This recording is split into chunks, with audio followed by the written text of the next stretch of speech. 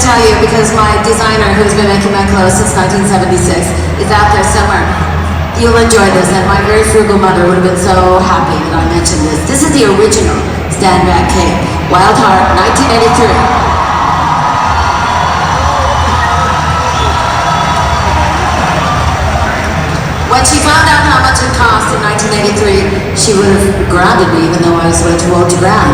But look at it, it's perfect. Not one thread is out of place. It lasted all that time, so it was worth every bit of that $3,000. So, we have a surprise for you, but I'm not going to actually introduce it yet, so I'm just going to say this is a song that I originally wrote for Merle Haggard and Desi Coulter, and they didn't stay married, so I took the song out. So, enjoy. It's our life.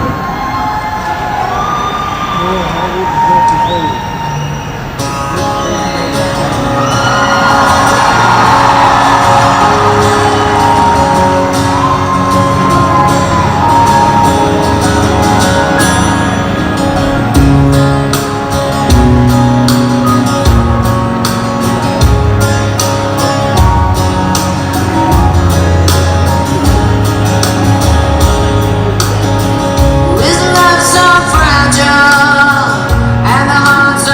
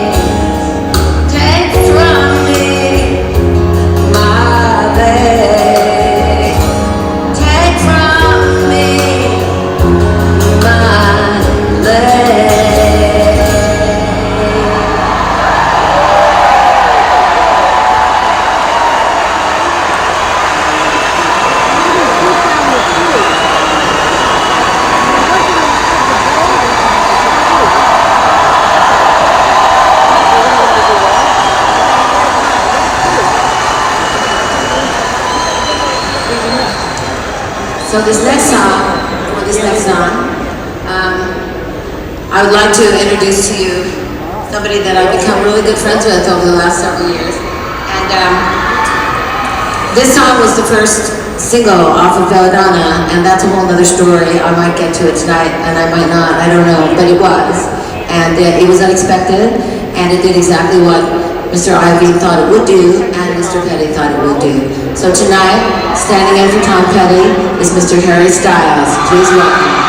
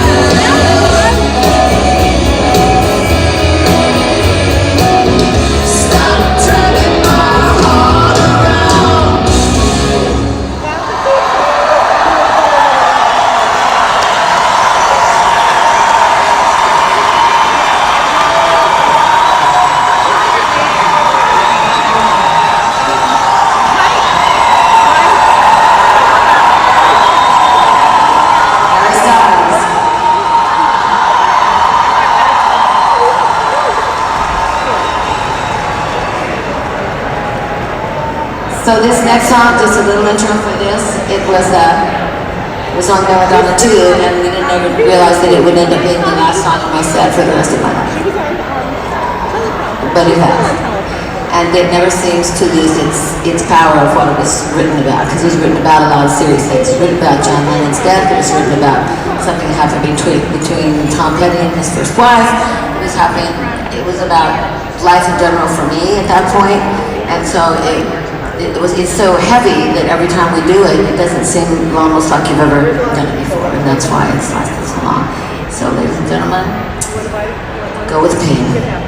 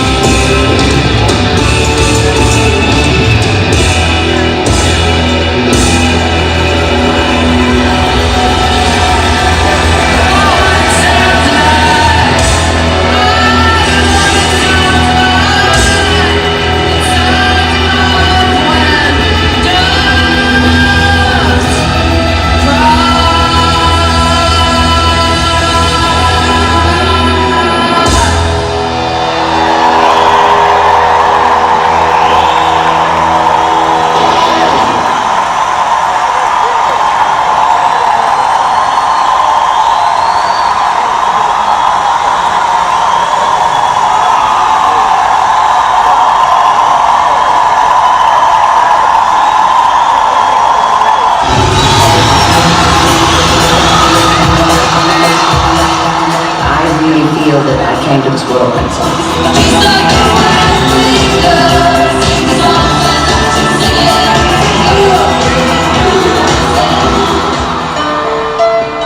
My grandfather, he was a country western singer who never really made it, but played and sang his whole life. I first really remember singing when I was probably about 5 or 6, and we used to sing little duets.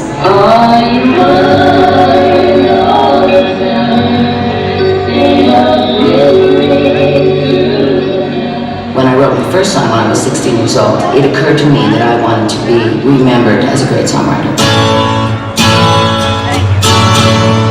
I only met Lindsay once in high school, and he was playing California Dreaming, and I walked up to him and I just kind of burst into song and sang the song with him, and I never saw him again until his band called me and asked me if I wanted to be in their rock and roll band. Where was I when you needed me? Where was I when you cried desperately? We opened for Janis and for Jimi Hendrix and for every possible big band you can think of in San Francisco over a 3-year period of time. I got to be this close to Janis Joplin. Her connection with the audience was so incredible.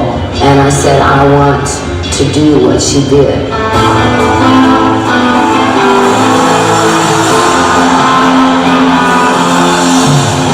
The map was already started when they called us and asked us if we would be interested in joining the band. One day we were totally going nowhere, and the next day we had serious jobs.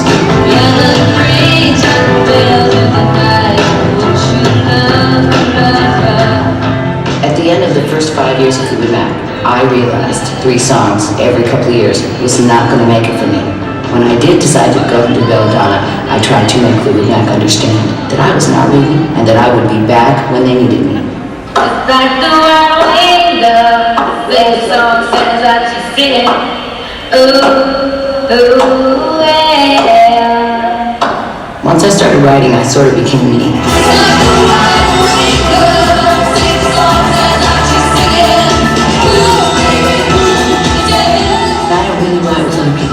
Collaborate in different ways to get their knowledge and their understanding of everything and then put yours into it. It's always going to be better.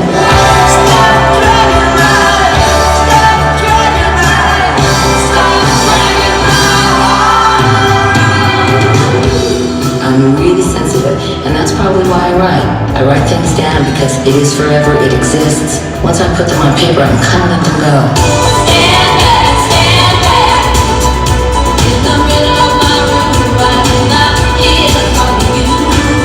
All I have is a romantic image. It starts with the beginning and the end of the song. For that moment in time, you are absolutely in love. Now you know that your dreams are one. Your love's a state of mind. I'm really trying to do a whole lot more than just sing songs to people. And I learned a long time ago that long after the songwriter's gone, the song will remain.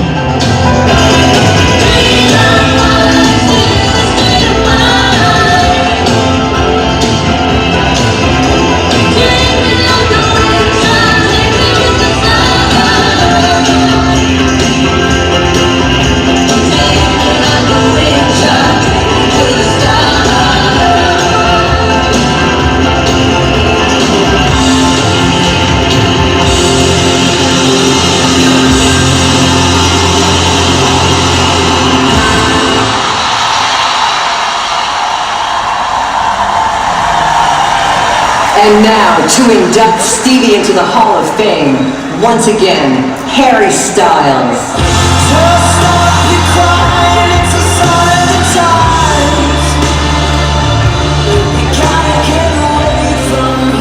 Hello.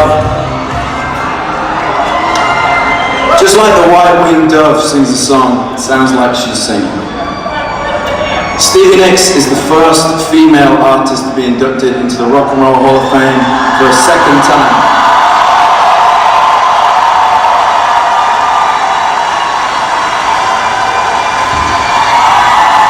The first female artist to be inducted into the Rock and Roll Hall of Fame for a second time. First with Fleetwood Mac, and now for unforgettable solo work. With Stevie, you're not celebrating music from long ago through the mist of time. She was standing on stage, headlining a place this size, doing her best work just 3 nights ago. She is forever current. She is forever Stevie. But what exactly does that mean? In my family, we listened at home, we listened in the car, we listened wherever we could. Dreams was the first song that I knew all the words to, before I really knew what the words meant. I thought it was a song about the weather, but I knew that it was a beautiful song about the weather. I always knew the words, and I loved them all. Thunder only happens when it's raining, players only love you when they're playing. She's so wise and serene. She sees all the romance and drama in the world and she celebrates it. She will stand on stage introducing her songs, telling you how she wrote them honestly, like you're the only other person in the world. You're more than a fan, you are her friend. And her words say in so many ways, I understand you and you are not alone. And that is true Stevie. She walked a path tread by Janis Joplin and Joni Mitchell, visionary women who had to throw a couple of elbows to create their own space. Her early band Fritz opened for Jimi Hendrix and they held their own. She was far ahead of her time, creating her own sound. It was bright, it was fresh, it was magical.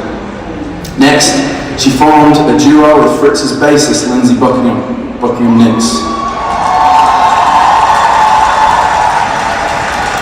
Then on New Year's Eve 1974, Mick Fleetwood invited Lindsey Buckingham and herself to join Fleetwood Mac, and everybody's lives became brilliant and a lot crazier. Stevie Nicks stepped onto the world stage with unforgettable ease. I remember it well. She began creating stories that flowed from her heart to her pen, which ended up in our souls, with characters that we would always remember. Classic songs like Silver Springs, Rhiannon, Gypsy and Sarah. In the 1980s she released Belladonna, the rare first solo album that was as powerful as the supergroup that she was still in. With Stop Dragging My Heart Around, she and Tom Petty took things to another level. Then she did it again with albums like The Wild Heart and Rock a Little. Whether on her own, in a duet, with her band, it's probable that at some point she found herself in a barbershop quartet. Stevie could do it all, and that is true Stevie. You can't take your eyes off her, as we've seen tonight. She's the magical gypsy godmother who occupies the in-between. It's a space that can and will only ever be hers. She's a lot like a rock and roll Nina Simone, finding the notes that only she can.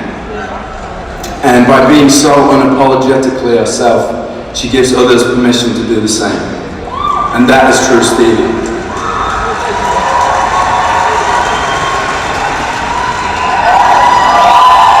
Yeah. And if you're lucky enough to know her, she's always there for you. She knows what you need. Advice, a little wisdom, a blouse or shawl. She's got you covered. Her songs make you ache, feel on top of the world, make you want to dance, and usually all three at the same time. She is responsible for more running mascara, including my own, than all the bad dates in history combined. And that is true Stevie. There are few people who hold the stage like her. I was lucky enough to play with her at the Troubadour a few years ago, and all I could do is watch. The show is no longer yours, it is hers, and you take a knee as she takes it from you, and that is true Stevie. She has many, many solo hits.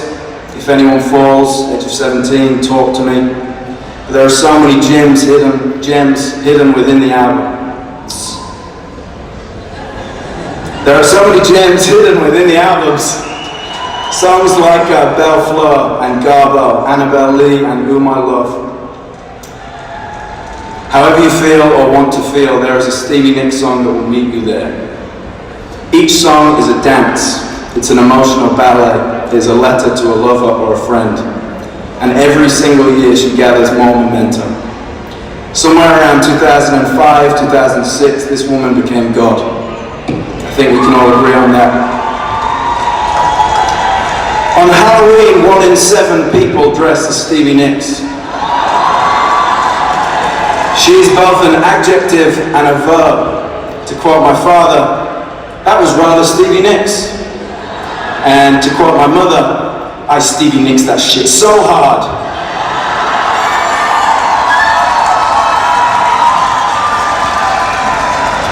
Mick Fleetwood calls her the fearless leader. She is Mama Lion to her friends. She's the family member that you can always count on. I hope she knows what she means to us, what she means to yet another generation of artists who look to her for inspiration and trailblazing courage. That is true Stevie. She is so much more than a role model. She is a beacon to all of us. Whenever you hear her voice, life gets just a little bit better. When she sings, the world is hers and it is yours. She is everything you have ever wanted in a lady, in a lover, and in a friend. Stephanie Nicks, I love you, we all do, and that is true, Stevie.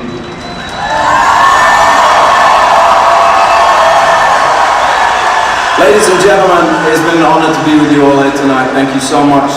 Please join me in welcoming to the Rock and Roll Hall of Fame for the second time, Stevie Nicks.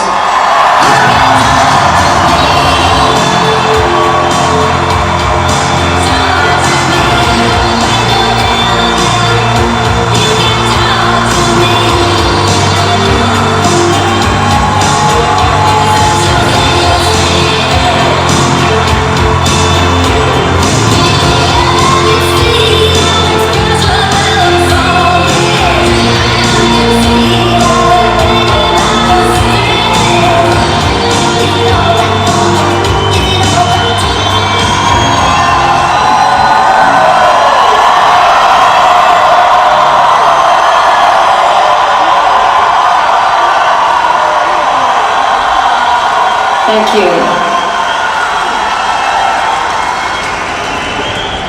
So I'm wondering if you're actually in my ear monitors, but I don't think you are, so I'll undo them. What I would like to say is that this speech thing that I'm supposed to give now has been following me down to the sound of its voice will haunt me for the last 2 weeks.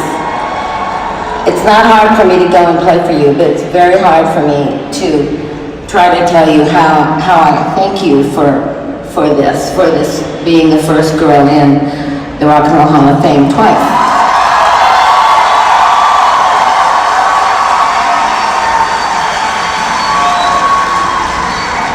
Sometimes I just can tell great stories because it's easy. If I'm telling a story about Prince, I could say he picked me up in his purple Camaro and we went out to his purple house in a suburb outside Minneapolis and nobody knew where I was, and we wrote a song and he called it, it'll take you days to find her, and I can actually tell you a great story about that because it is what it is. But for me to tell you a story from my heart about what this means to me is very hard because this has never happened to me before. And I'm hoping that since it's never happened to me, and now only once, 22 men in for 0 women, and now 1 woman, that what I am doing is opening up the door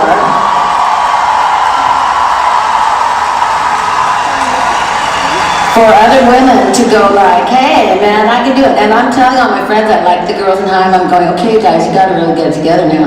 And one of you needs to step away and don't break up your band. Just do an album so you have it, because it's gonna take 20 years before you will be recognized as again. So you'll already be 60. So you have to do it right now. So it's this is the problem of getting in. I started Belladonna in really thinking about it in 1979. So I'd only been with Fleetwood Mac for not quite 4 years, really only maybe more 3.5 years. And so this is a hard thing to do because you have to, the times are different, and it's it's going to be hard, but I know there's somebody out there that will be able to do it because I'm going to give you all the directions and I'll do enough interviews that say exactly what to do.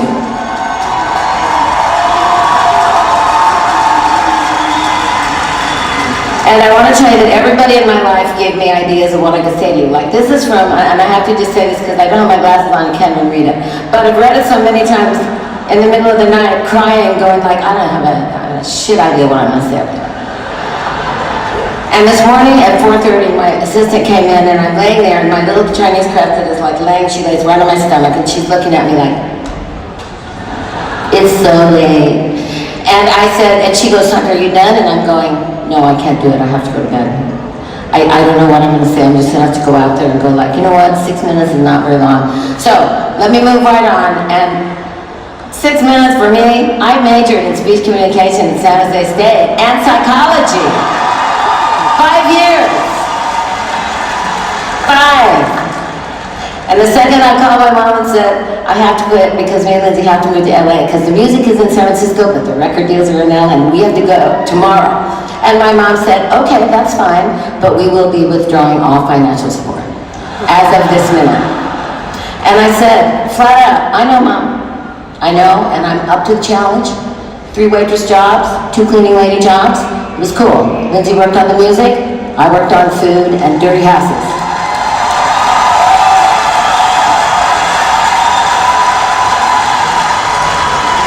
And I rather enjoyed it because I could get out of the house and go into the real world instead of just being in the cave with all the guys who were just laying around smoking pot and messing up my house. So it's like I go, excuse me, can I just step over your feet and your pot and everything so I can straighten this place up? And I don't get paid for doing this at my own house, but I will do it for you because I know you guys work hard. So that's a little bit of a moment of how we got before Fleetwood Mac. Okay, so I do want to tell you that this solo album thing, I started thinking about this, and I only know this because my friend Paul Fishkin in 1976, who then became my boyfriend after we went to this convention at the Acapulco Princess, which I like to call the Tequila Convention, because the first night everybody had the little necklaces. One of you here may have been there. The little necklaces around your neck, and they come and they fill it with tequila, and who's going to waste tequila? So it's like, so everybody was so drunk that nobody surfaced for 3 solid days, and then it was over. So everybody just went to the airport and left. But not me. I stayed because I'm going like, I'm already down here, somebody else paid for it, so I'm gonna enjoy this vacation. So Paul and me, I said to him, after playing Rumors, which is not even finished, but still really cool, the night before, I didn't ever hear it because I passed out as soon as I pushed play. But some people must have heard it because they spoke about it later. So I said, no, it's new songs, it's other songs, it's, more demos. And he goes like, okay.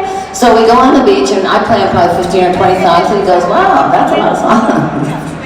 Okay. And he's a record man, right? So we go back to LA, New York, we start going out, and I find out because Paul tells me that a year later when I said to him, do you think there's any way that I could do a discreet solo album that would not break up Fleetwood Mac?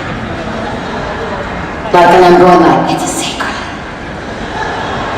And he's like, I think so.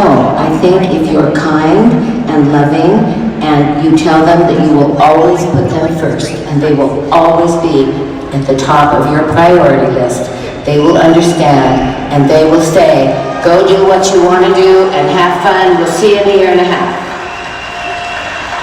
So that's what we eventually did. And yes, my amazing band is still together and very strong today.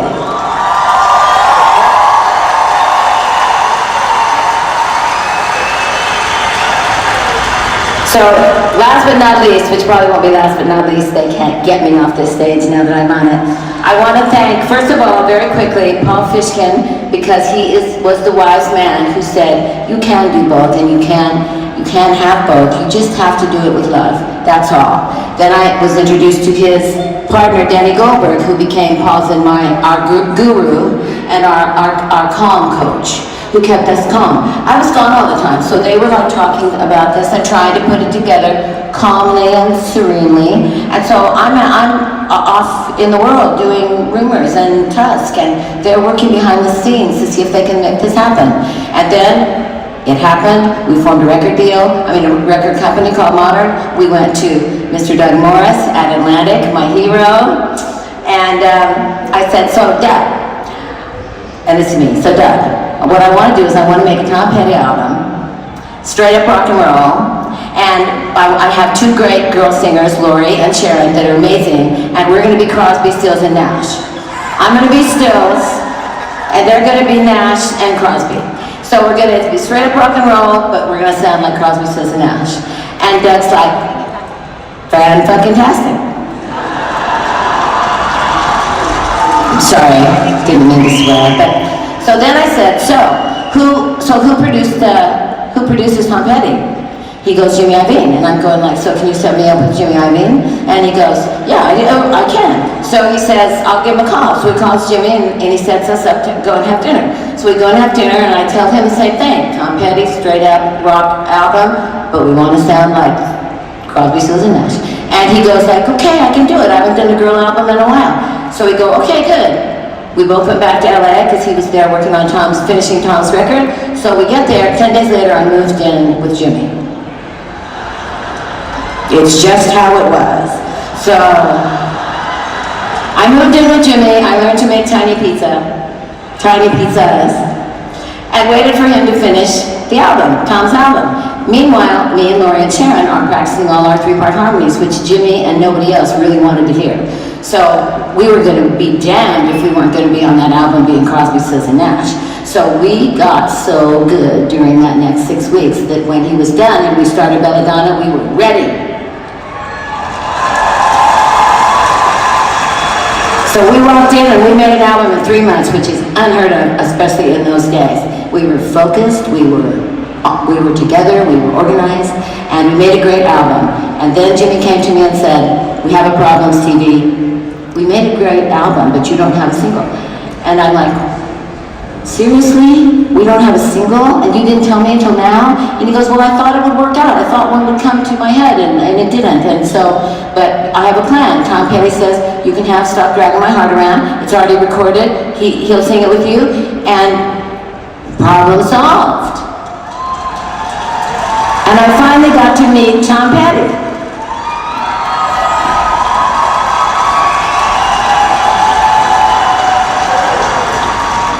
Who Jimmy had kept me a secret from because he didn't want Tom to get pissed off and think that his attention was going to be taken away because he had a new girlfriend.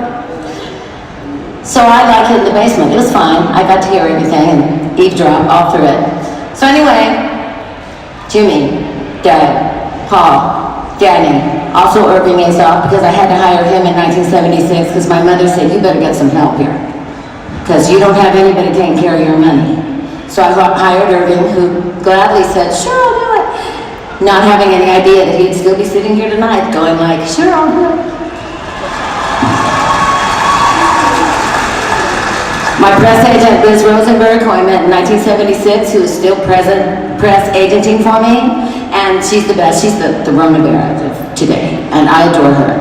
And she's elegant and incredible, so talk to her if you can. She'll get you in a newspaper.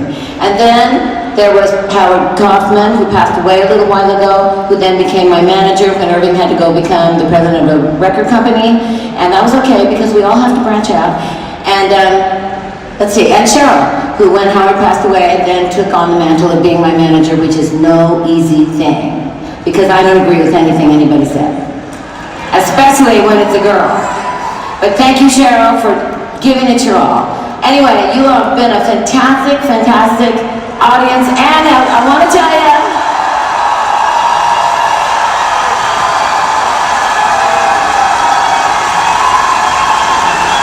if you ever need a keynote speaker, somebody to talk to, someone to talk to a group of people, I am your girl.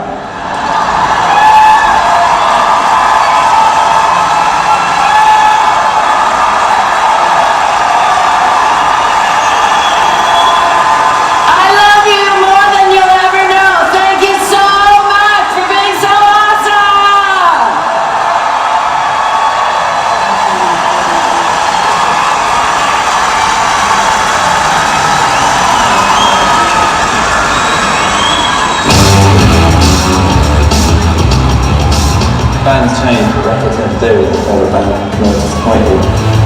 People, they will always just kill all monsters.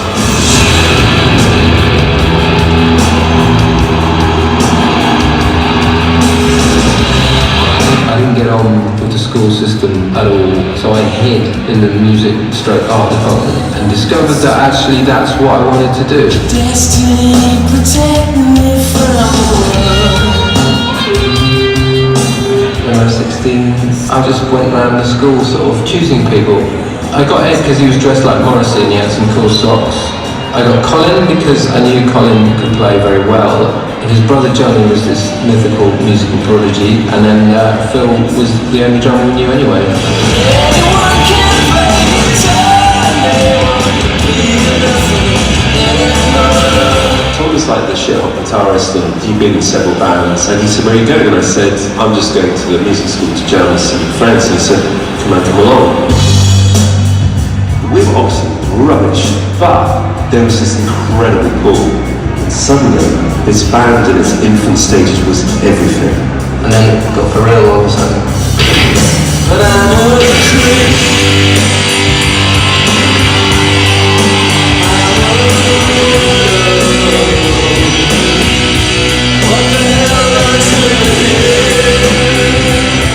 The first record had been done in 3 weeks, when we didn't know what we were doing. We never expected anybody to buy it at all. We did it to learn. Everybody caricatures the band from the first song that becomes a hit. We just have to wait to see whether we're not just that.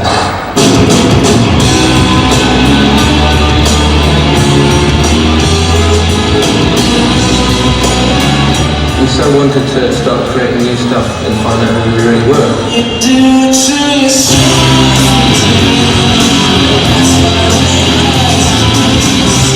We didn't learn how to should record an album, and the bands did that. We were kind of fascinated about things that are distorted. The mics are in the right place, so it's been perfect.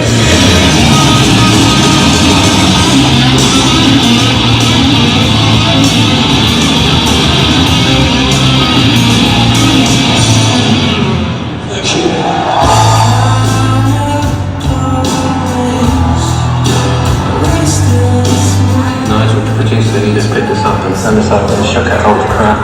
He's just really good at knowing when something's sparking on properly. He's the voice of reason, really.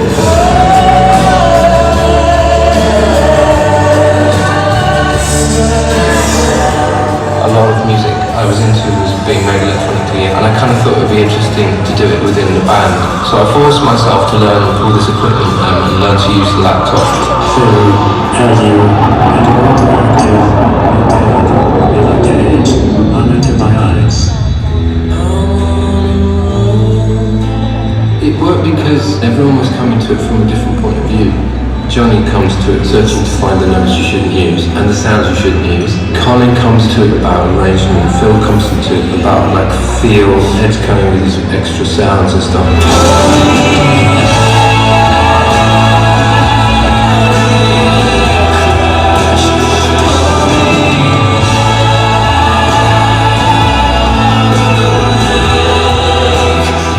Really crazy collective energy that you can tap into.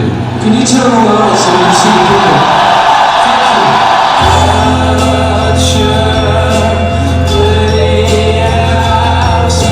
It's sort of a privilege to just be pulled out of things so much and just totally involved in working on music.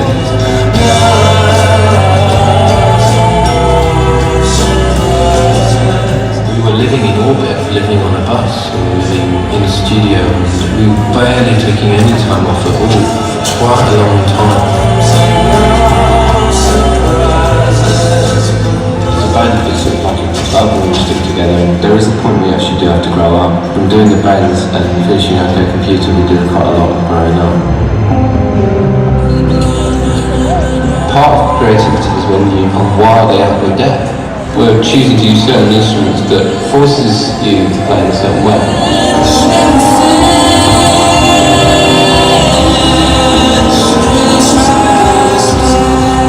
The meter, or where the bass line starts, is not where you would intuitively normally put it, which is good, so it sets you off on a new player. Radiohead is a renowned for, there's so much, it's so dense. When you do stuff live, you've got to distill it to its core constituents. It's too real, yeah, it's true.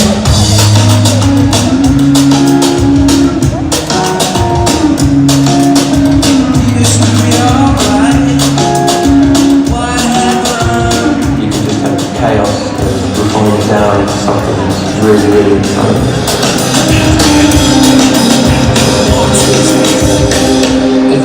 stimulated by the whole process, we wouldn't carry on.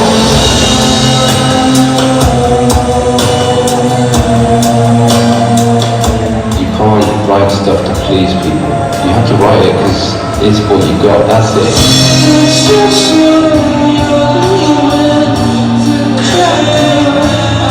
Authenticity is such a strong force. And music is the greatest bullshit detector. It'll kick you up the arse if you're not doing right.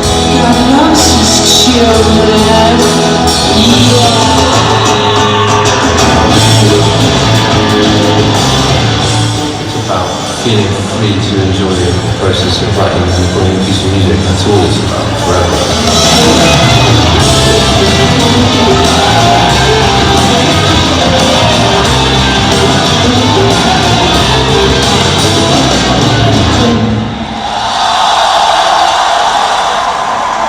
Please welcome Rock and Roll Hall of Famer, David Byrne.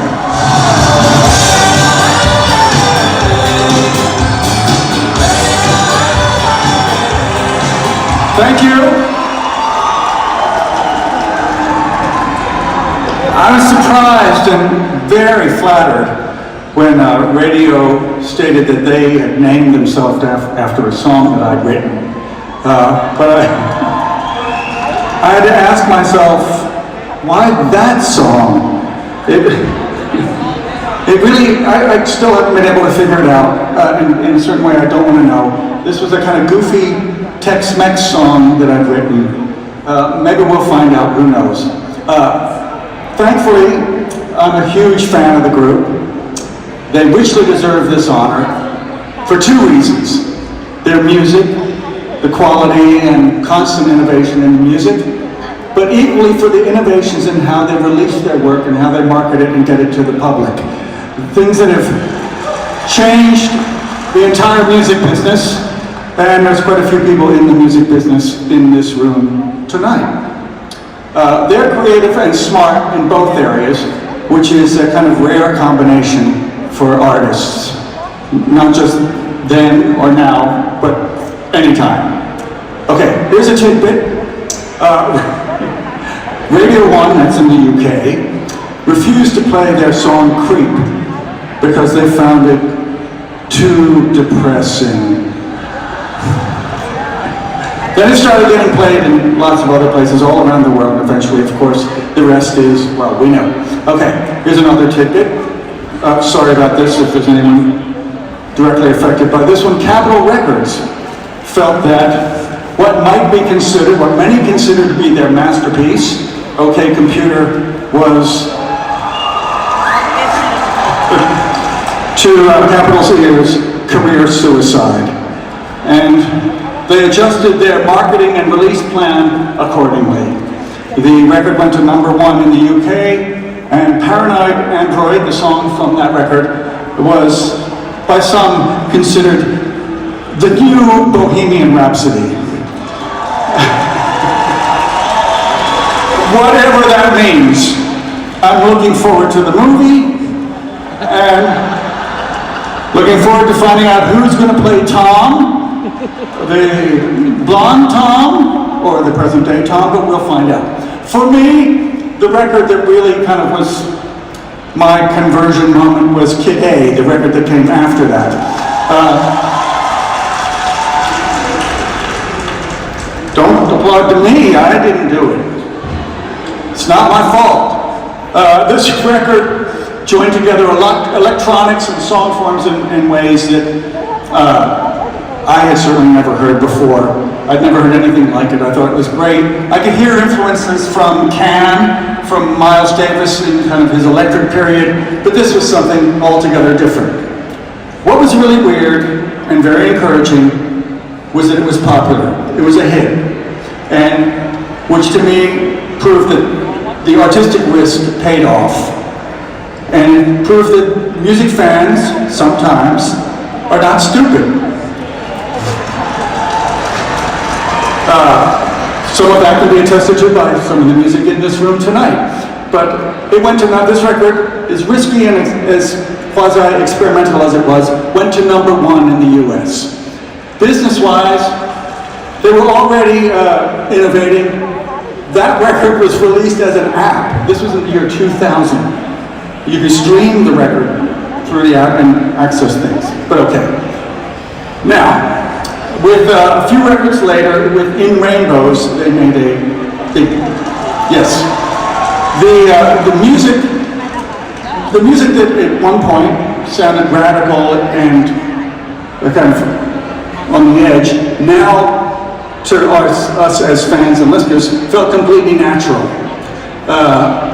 But at that point they took the radical leap of selling the record for the price of pay what you wish. Which, yes, the public, we could either pay 0 or maybe 1 cent, or you could pay the price that the records were going for that year. It turned out that most people did pay the going rate. Some people actually paid more than the going rate of what an album cost. Which was, I thought this was an incredible thing. That showed trust in the audience, trust in the public, they trusted them to place value on their music and say, you tell us what you think it's worth. And the audience responded and said, we think it's worth something. In this age, when there's so little trust in the world, this was a kind of wonderful social experiment, not just an experiment in the music business. It has kind of a wider thing. I thought it was very helpful. Okay, further release innovations, they released the James Bond theme Spectre, which was never used on SoundCloud, and musically they kept changing. Their last record, Moonshaped Pool, to me sounded very cinematic. It sounded like a movie in your head, in my head anyway. They changed our idea of what popular music can be, and how it can be released, and how it can be marketed to us. For those things, I would like to be honored to induct Radiohead into the Rock and Roll Hall of Fame.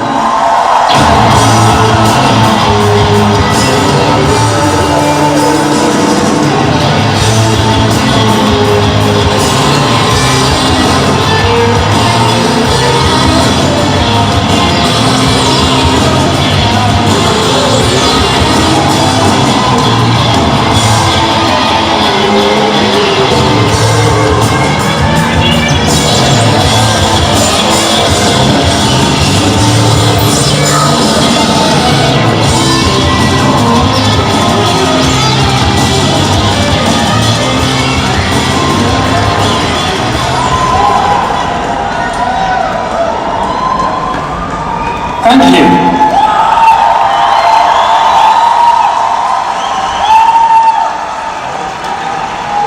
So, first off, I think I'd just like to set the record straight. In the film, Tom said Phil was the only drummer. I think what he meant actually was Phil was the only drummer. So thank you. This is a real honour, and it's particularly special that David Byrne has inducted us.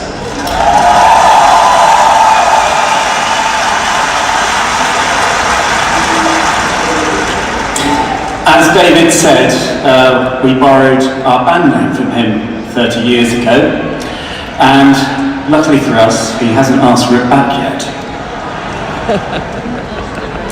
Now, I'd just like to say a little bit about what being in Radiohead means to me. It can be an awkward and challenging band to be in sometimes, but I guess that's what's kept us all interested for these past 3 decades. But I'm beyond proud of what the 5 of us in Radiohead have achieved together. And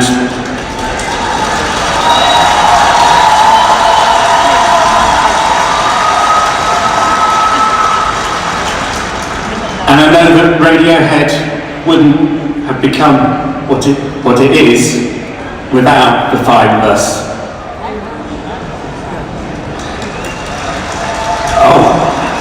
great. I pause and people clap.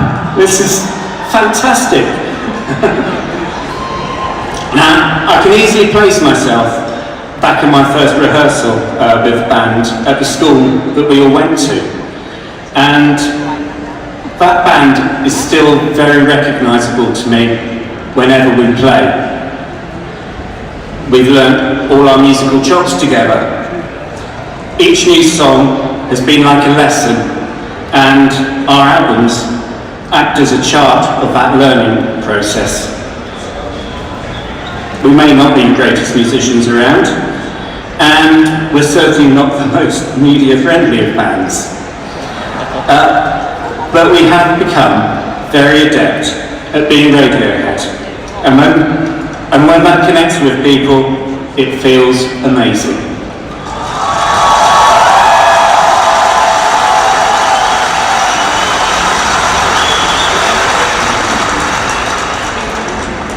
I never take any of this for granted, so thank you so much.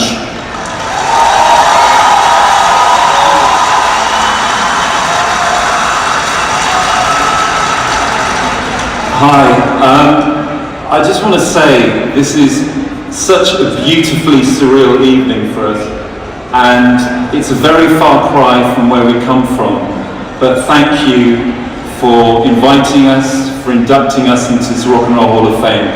It is a big fucking deal and it feels like it. Thank you. Thank you, really. I wish the others could be here because they would be feeling it, so thank you. Obviously a band like ourselves have a lot of thank yous to make, and I don't want to spend the next 10 minutes name checking everybody, although I'd love to, but you'll all be bored. But I want to thank our families who encourage us to go on these musical adventures. Our kids, our wives, our partners, they let us go off and swan around the world doing our thing. I want to thank everybody who's ever been moved or touched by our music. For all those who come to thank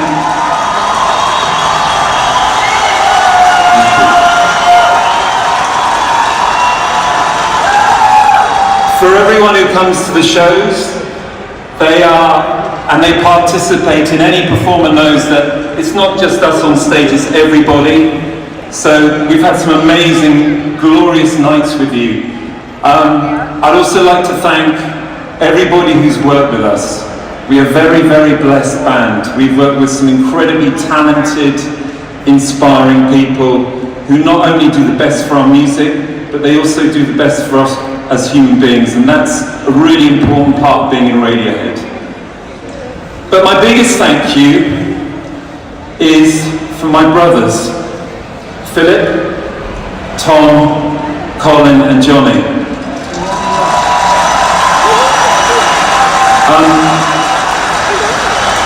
It has really, all musicians here and people in bands know, it's an incredible journey. It is truly extraordinary. We're not doing run-of-the-mill stuff. It has been an amazing, we've been doing this for 34 years and still doing it. I want to thank them for their integrity, for their authenticity, for their commitment. None of these things you should take for granted. I also want to thank them for the musicians that they are. That thing that when we play together, that collective sound that we make, some of those nights that we have when, or it can be in the rehearsal studio when they're like transcendental moments, and all musicians here will know those moments as well. I thank them for that. But most of all, I want to thank them for this deep, deep friendship. We could have done this without this love for one another, but there's such a deep, deep bond, and it's a beautiful thing, so thank you, I love you.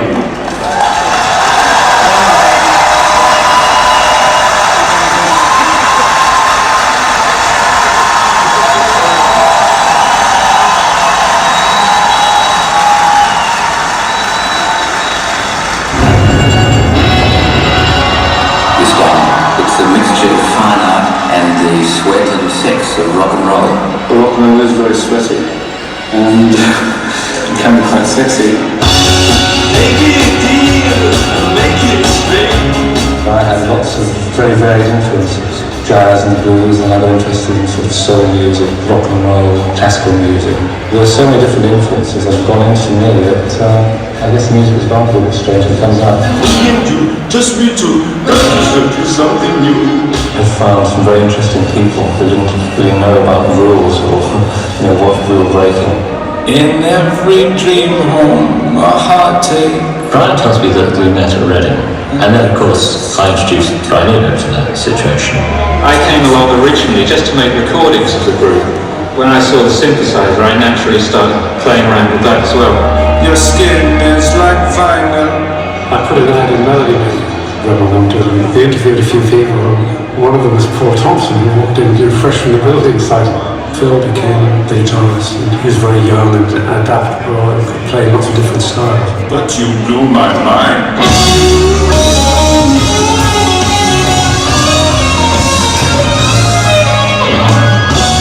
The art schools in England did produce a lot of talented people who branched off into other things. I think the music world was a very attractive one for creative people to move into.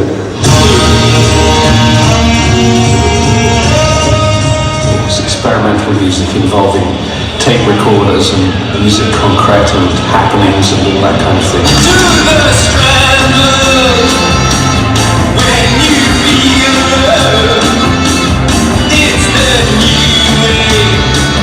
I want to be producing very personal music which is different from what other people do. When you get it right, it means that sometimes you feel you create something kind of unusual.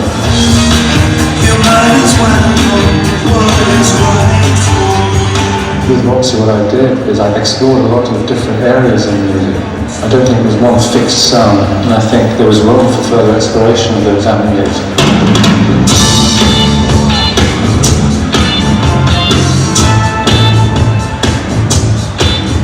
I've always been the art director of the album sleeves that we've done over the years. Brian had always had the idea of doing glamour and hits and rock and roll. Oh, can't you see? Love is the drug for me.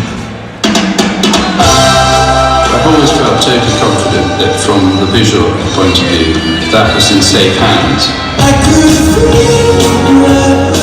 Each piece of music is a different mood, and you don't quite know what it is, but you know that it's something.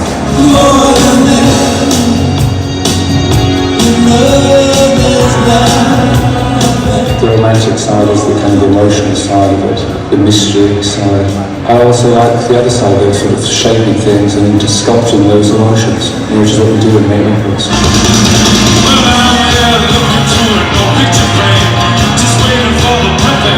You try not to lose the hunger for experimentation that you had when you first started out.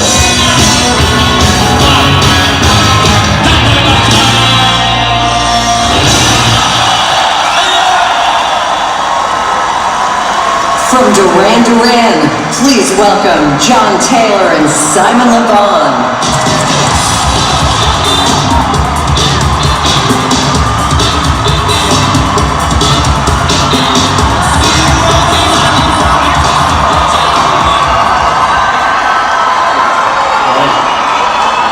Looking good.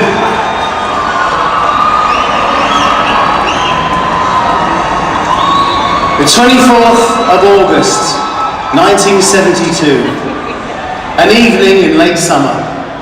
It's almost the end of the school holidays. One of those days when it felt like England was about to choke on its own nostalgia. Nostalgia for the war years. For the finest hours, while we, the teenagers, were screaming inside for something, anything to happen. And music was where we were looking for signs of life. David Bowie and the Spiders had made their debut earlier in the year. Queens was just around the corner. It was into this atmosphere that Roxy Music dropped their pop culture bomb on the British public, performing their first single, Virginia Plain, on prime time, BBC One television. The sound was a shock to the system, psychedelic Sinatra, crooning pop art poetry over driving drums, over saxophones and oboes, heavily treated electric guitars, and the most out there synthesizer parts you'd ever heard. The musicians themselves were dressed outrageously, each one with an individual, well-defined look. Put it all together, and what you got was pulp science fiction. Their wildly exciting self-titled debut album, thank you, was just as cinematic. It took the listener to burnt-out battlefields, sunlit beaches, and darkened movie theatres. There was funk, country and western, rock and roll, German experimental music, doo-wop, all hybridized into something entirely new. But this was more than just music. This was all-encompassing, pioneer, lifestyle grounding. This was an entire genre unto itself. This was Roxy music.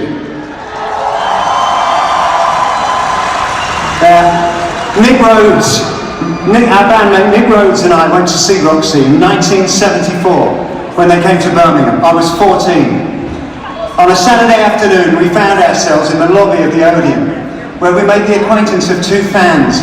They told us that if we hurried down the alley alongside the building, we could hear them rehearsing. This is where I learned about the secret world of the sound check. There were a dozen kids standing around, all wearing Roxy t-shirts and scarves. We listened as they warmed up on songs from their latest album, Country Life. Suddenly the music stopped, and on cue, a black Mercedes rolled up to the backstage door. I'd never seen a black Mercedes in my life. I would see a lot of them. In a sudden frenzy of activity, the band rushed out into the light and piled into the car, which took off at speed. A girl shouted, "They're staying at the Holiday Inn!" Isn't it more like, they're staying at the Holiday Inn? It's the Brummy accent there. So off we ran at full pelt across Birmingham city centre. When the car pulled up at the hotel entrance, we were already there. I remember thinking Phil Manzanera was the tallest person I'd ever seen.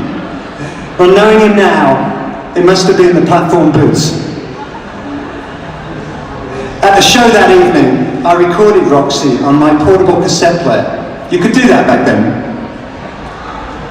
And the next night, in my darkened suburban bedroom, I listened back and realised what I wanted to be. I knew my destiny.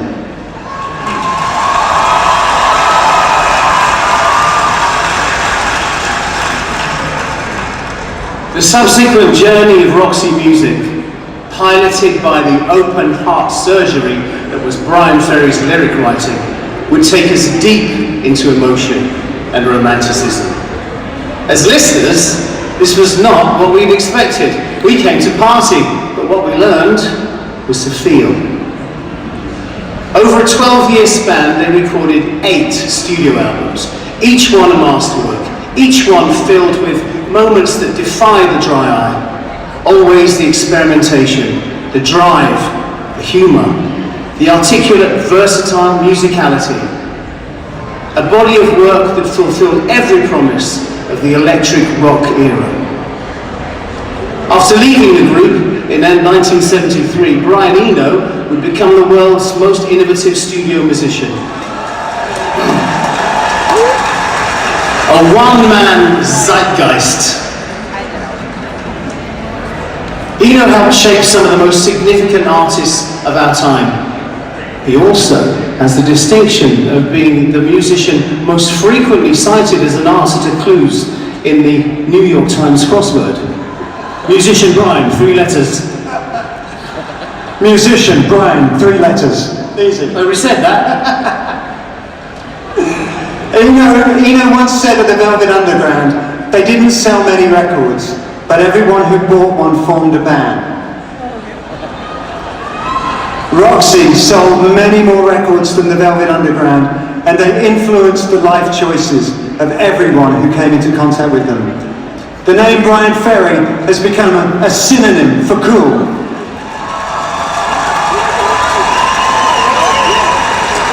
He is like Cary Grant, another Englishman whose phenomenal drive and determination lay behind an image that was made to look so effortless. Aspirational, but strongly grounded in his working class roots, Brian is one of the most restless spirits in 20th century art.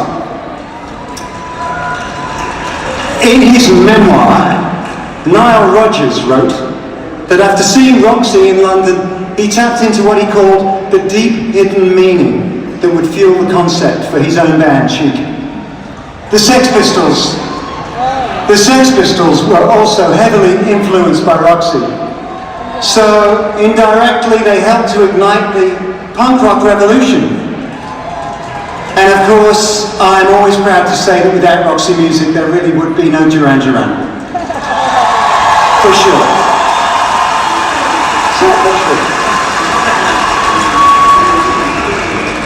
Along the way, in the early 80s, we were inadvertently able to introduce Roxy to our young American audience. When radio stations like WLIR would play, would play both bands back to back. Our musical paths finally crossed in 1985, when Nick and I invited Andy Mackay to perform with us on Arcadia's So Red the Rose. Andy's unique style of playing saxophone and clarinet proved to be the crucially lush element that we were looking for. Roxy music's influence is immense and impossible to calculate. We're happy to see them here together tonight and honoured to be the ones to bring them into this hallowed institution.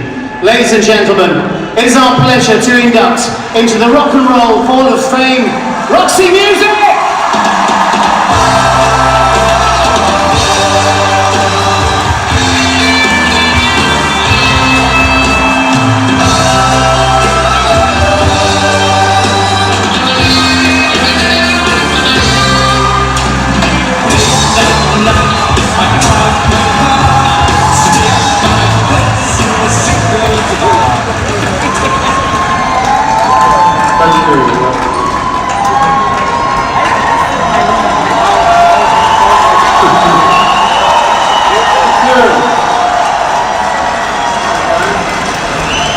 We'd like to thank everybody for this unexpected honour, and especially our fans around the world who've supported us over the years. Thank you.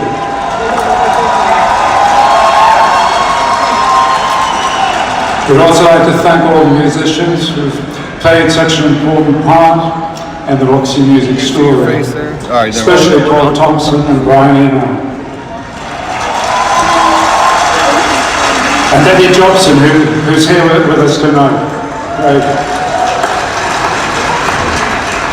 It's quite a long list of bass players, I'm afraid. I'd like to thank Graham Simpson, Rick Kenton, John Porter, John Gustafson, John Wetton, Gary Tibbs, Sal Mader, Rick Wills, Alan Spenner, and Neil Jason, who's with us tonight. Moving on to the Avalon years, I'd like to also mention Andy Newmark, Alan Schwartzberg, Jimmy Mallon, Paul Carrick, Neil Hubbard, Yannick Etienne, and Fonzie Thornton, who's with us also. Also in the band helping us tonight, Tuatha A.J., Georgia Chalmers, Richard Cardwell, Luke Bullen, and the legendary Chris Spedding on guitar. We've always had a great team behind the scenes, and including our producers Brett Davis, Chris Thomas, John Punter, and Pete Sinfield. Also the great mix engineer Bob Clearmountain, and the master of mastering Bob Ludwig. I'd like to thank all three. Our managers were Mark Finnick and David Enthoven, together with Juliet Mann and Christian Wainwright, and the late great Dr. Simon Pugsley, who was our professor of public relations. Finally, the album covers. Thanks to Anthony Price, Carl Stoker, Eric Bowman, Graham Hughes, Neil Kirk, Peter Saville, and my old college pal, Nick DeVille. Thanks to all the above, and thanks to all of you. Many, many thanks.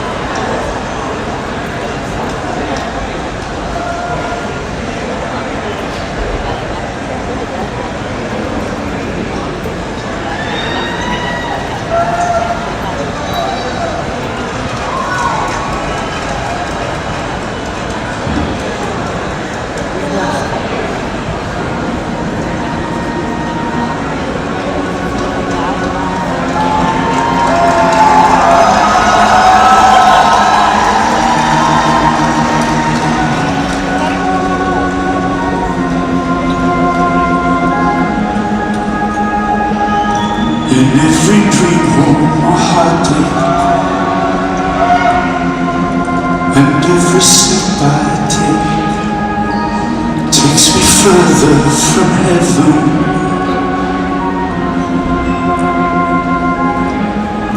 Is there a heaven? I'd like to think so.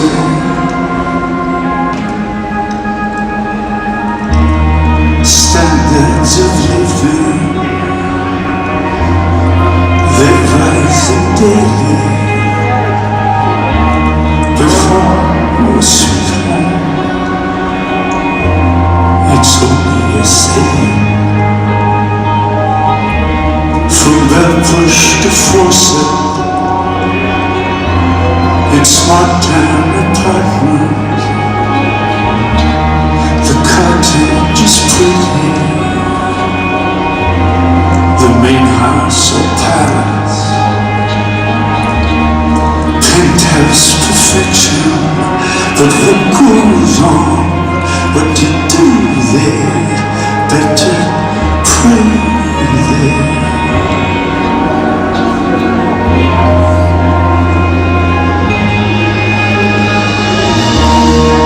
Open plan living,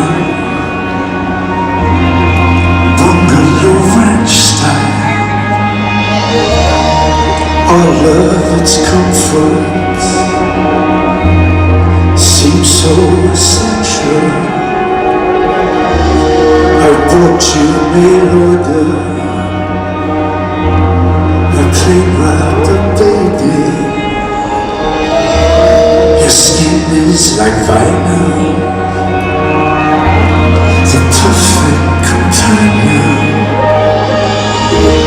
You float in my new pool.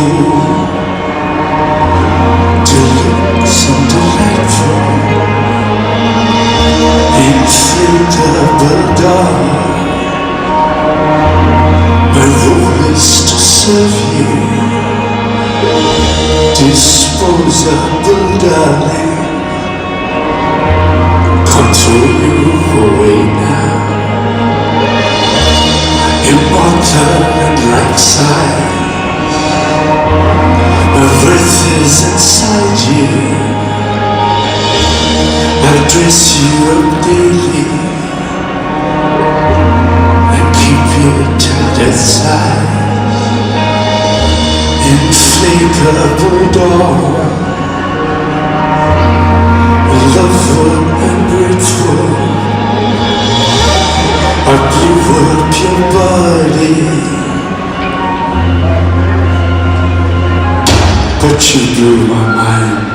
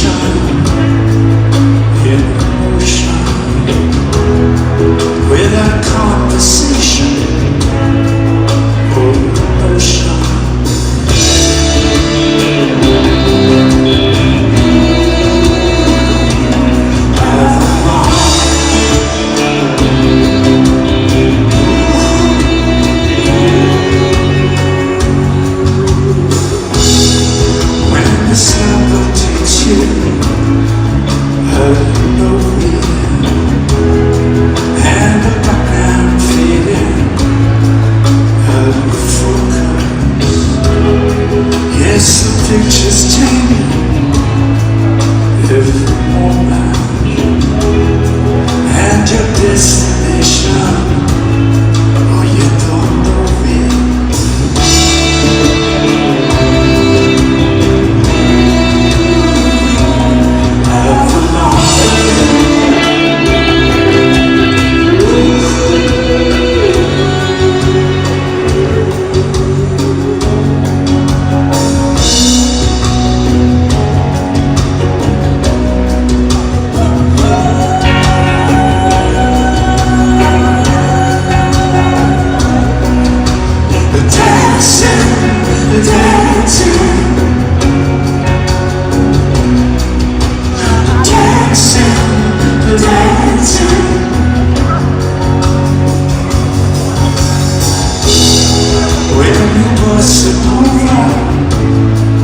there's no holding. How would you have me dancing? You're the movie.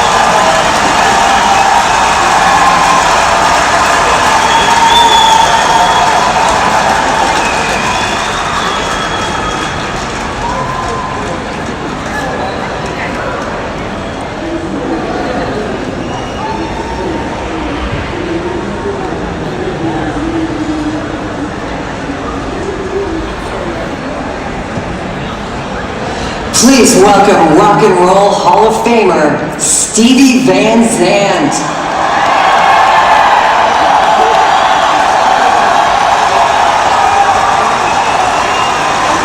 Hello, Brooklyn!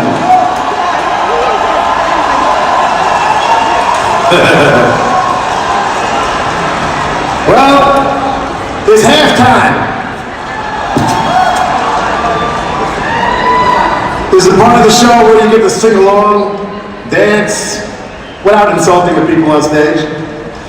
I'm here to honor this year's Rock and Roll Hall of Fame singles.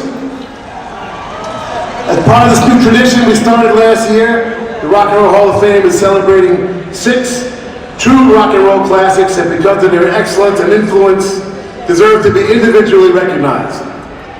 You'll no doubt be familiar with 6 of these songs, but we don't always choose the original versions.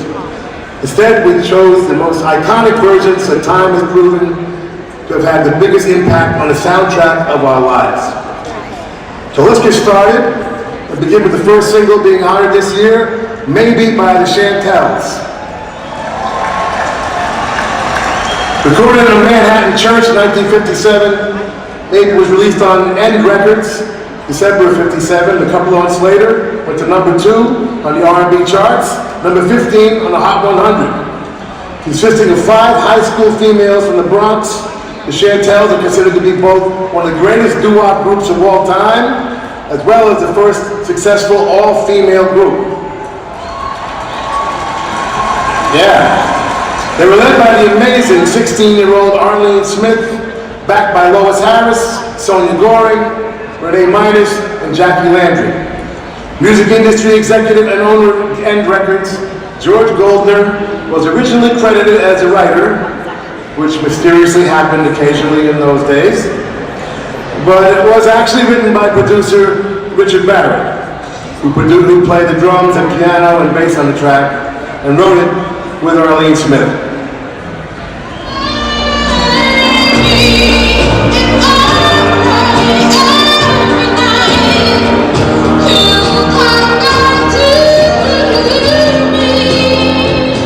You needed to have an up-tempo song in order to get on a radio station. But my song couldn't have been slow, and people were knocked out by it. So that set up a different precedent.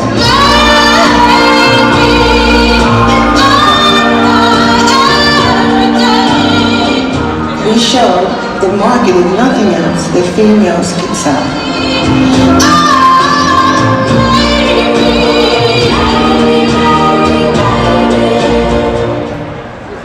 Yeah, Chantel. Our second single being honored is Tequila by the Champs. December 23rd, 1957, producer and guitarist Dave Burgess organized a recording session at Hollywood's legendary Gold Star Studio.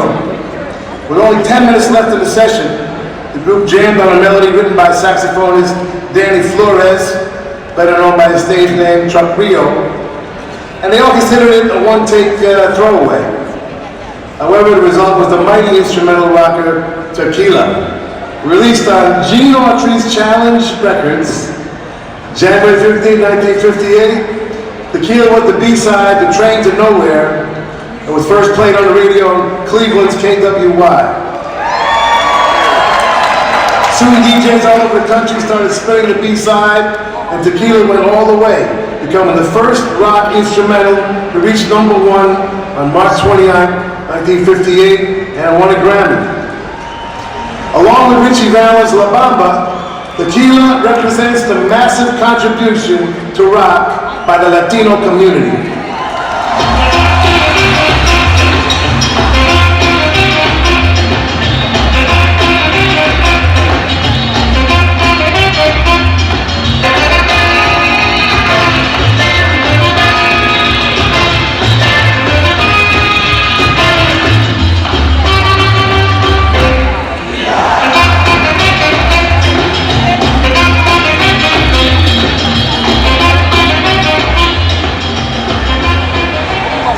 Yeah, the Champs. Third single being on is Money. That's What I Want by Barrett Strong. It was money for Motown, I'll tell you that. Released August 1959 on Motown's Tamla label, Money became the first ever hit for Motown Enterprises. It was re-released a year later on their imprint Anna. In June of 1960, Money went to number 2 on the R&B charts, number 23 on the Hot 100. The composition credit for Money went to Berry Gordy and Janie Bradford, but it remains controversial because Barrett Strong says he wrote the riff. That's him playing the piano on the record as well as singing it.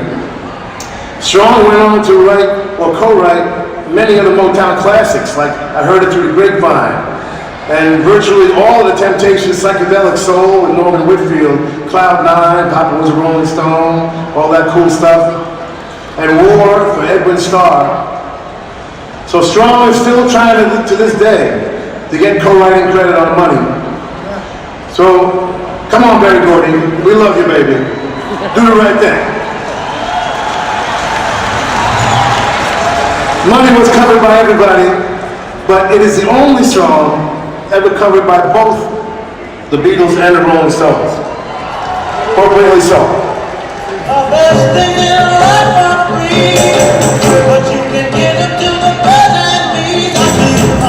I was sitting there playing the piano. I was playing Ray Charles' song. What does it say? When I started messing with it, look for money. I knew it was a hit. I knew the groove was there. Because the main thing about records and music is the hook.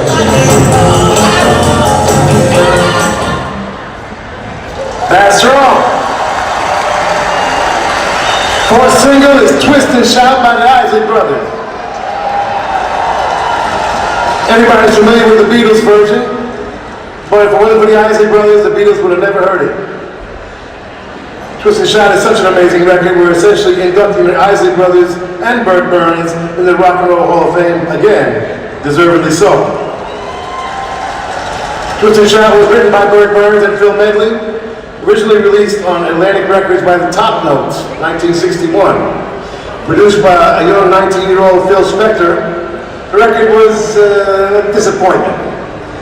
So Burt Burns, winner of our prestigious Ahmet Ertegun Award, felt Twist and Shout lost his original version of that Cuban version of soul.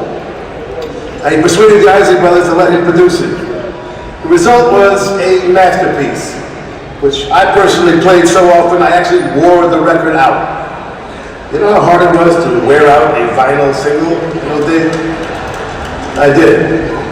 Released on Wand, June 16, 1962, Twist and Shout by the Isley Brothers went on to become number 17 on the Hot 100 and number 2 on the R&B charts.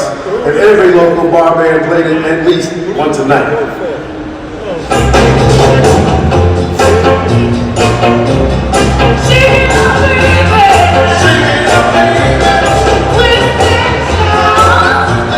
We had 10 minutes left in the studio, and so we did Twist and Shout. We didn't have enough time to hear the song back. There was a disc jockey in Philadelphia that played this song one night 6 times, and it was like the sky, like a gift from God. Isley Brothers. Our 5th single, being honored this year, Leader of the Pack by the Shangri-Las. Continuing the girl group tradition established by the Chantels, the Shirelles, Chiffons, Bristles, Shangri-Las were 4 high school students from Queens. Get all the boroughs in tonight. Consisting of 2 sets of sisters. Another 16-year-old lead singer Mary Weiss and her sister Betty, and identical twins Marge and Mary Ann Ganser.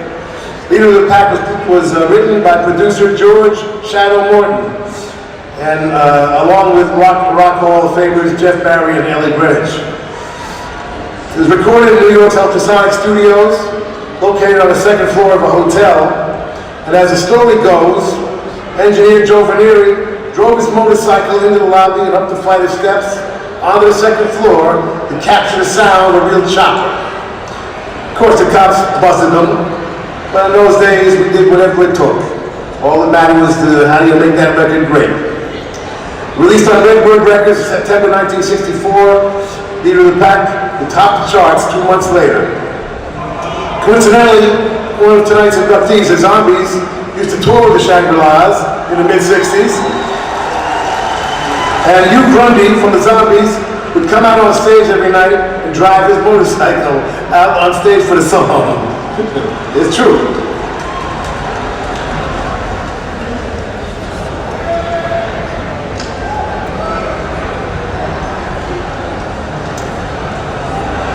We're gonna hear the song in a minute. Uh-oh. A little problem? Technical problem? Okay, you sing it. The leader of the pack.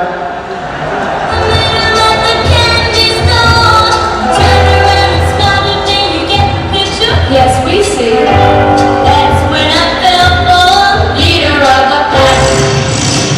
We have such a tough image. I never thought much about image.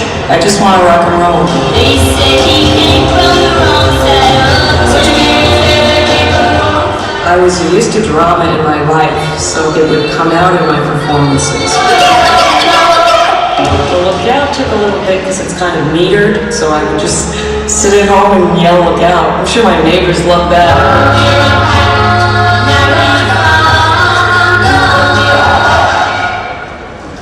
Shangri-La! All right, sixth and final single being honored this year is Gloria by the Shadows of Night. This, along with Twist and Shout and Louie Louie, which we inducted last year, completes the holy trinity of garage rock, all required playing by every bar band on earth. Gloria was a 3-chord rocker written by Van Morrison. Let's hear it for Van. Van the Man. He wrote it before fronting his Northern Irish band called Them. It was released as a B-side to Baby Please Don't Go, which was also great. December 1964. And a year later, a gritty rock and roll band from Chicago called the Shadows of Night started incorporating Gloria into their live sets. And attracted the attention of Chicago label Dunwich Records. And Shadows of Night recorded and released their first full LP, Gloria, in '66. And the title track went to number 10 on the Hot 100. This caught the attention of Dick Clark, who invited the guys to join his Caravan of Stars tour and have them perform on American Bandstand. Gloria instantly became a standard for garage bands and an anthem for fans of rock and roll all over the country. It's just such a great live song. Many legends have covered it in concert, like The Doors, David Bowie, U2, Patti Smith, Tom Petty, Bruce Springsteen and the E Street Band. And the Disciples of Soul did it with lead singer Jimmy Saunders in Chicago just a few months ago. Hey Jimmy, you're out there somewhere.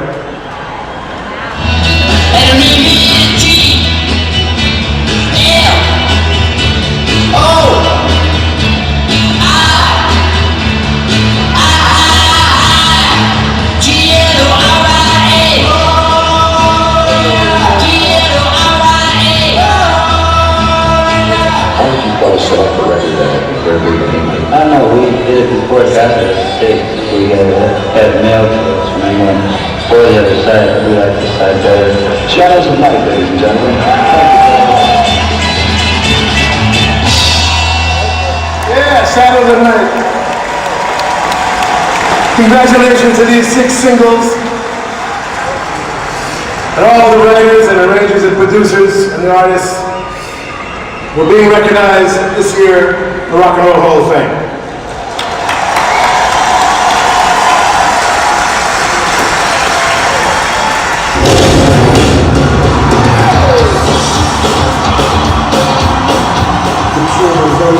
Long and strange career. Essentially, when we started, I wanted us to do pop group. I really like the Stranglers and the Buzzcocks, and I love the melodic side of punk.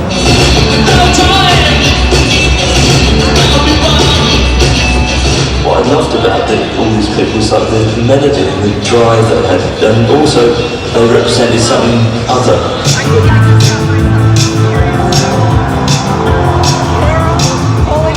We started out on the back of punk, then we were labelled post-punk, because it isn't pretty illuminating.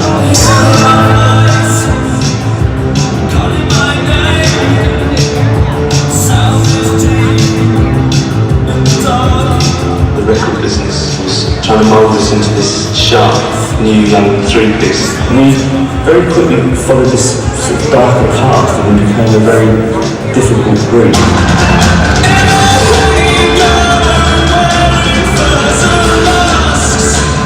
At that time, everything had just got too much. The whole thing became too intense and very depressive.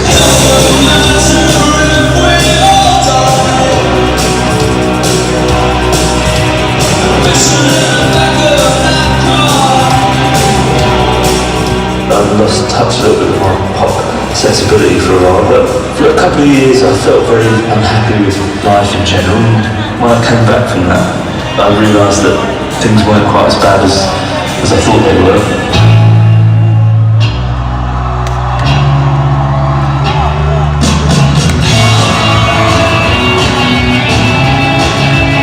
Songs like Boys Don't Cry was designed to completely break the mould that I wanted to attract a new audience, make everybody go again.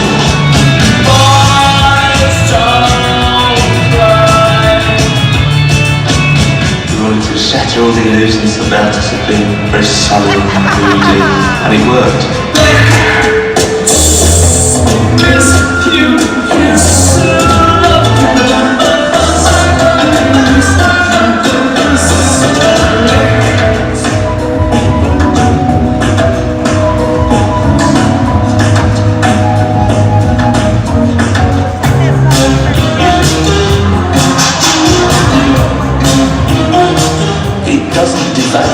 The emotional side of the band doing pop songs. It really doesn't. That doesn't really sit very well with being goth icons.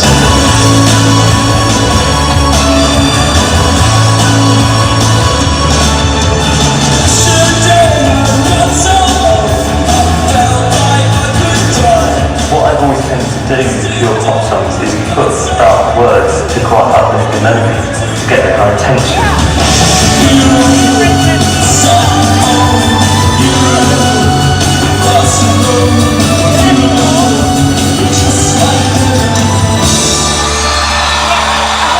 If I'm going to be remembered by something, I'd much rather be remembered by the big emotional songs.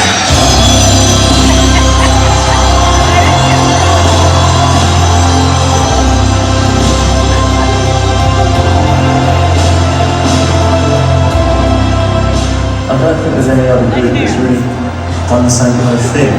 We're going to go in waves. I know why it does that, because it reflects the people that are in the group.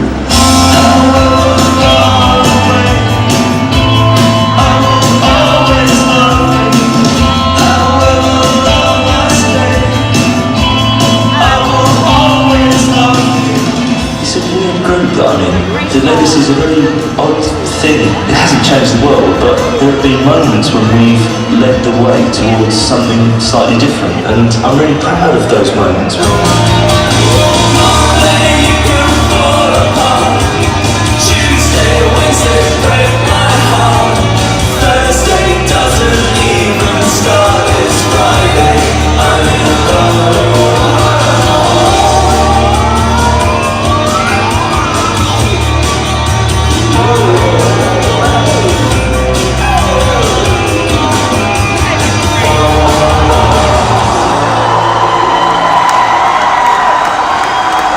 Ladies and gentlemen, from 9 Inch Nails, Trent Reznor.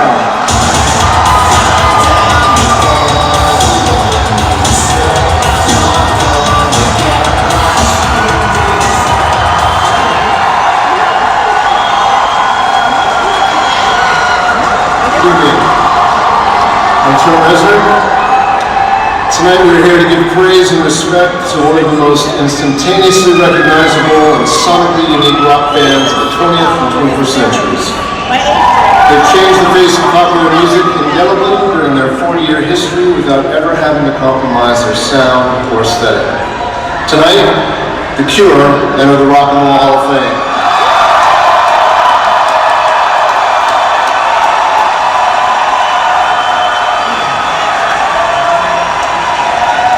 I grew up in a small town USA, Mercer, Pennsylvania to be precise, where there was nothing to look at but cornfields. It was a primitive time, long before the miracle of the internet arrived to devalue our wonderful art form. And even pre-MTV, with nothing to listen to on the radio, nothing to do but dream and escape. And at that time, it was time for the big city. In my case, the big city of Cleveland. And everything changed. It was the mid-'80s, and just being able to tune into college radio made my head explode with limitless possibilities. This was my baptism into the world of alternative and underground music. The sounds that informed what 9 Inch Nails would eventually become. And one of the most important aspects of being swept away by this tidal wave of new music was getting to hear The Cure for the first time.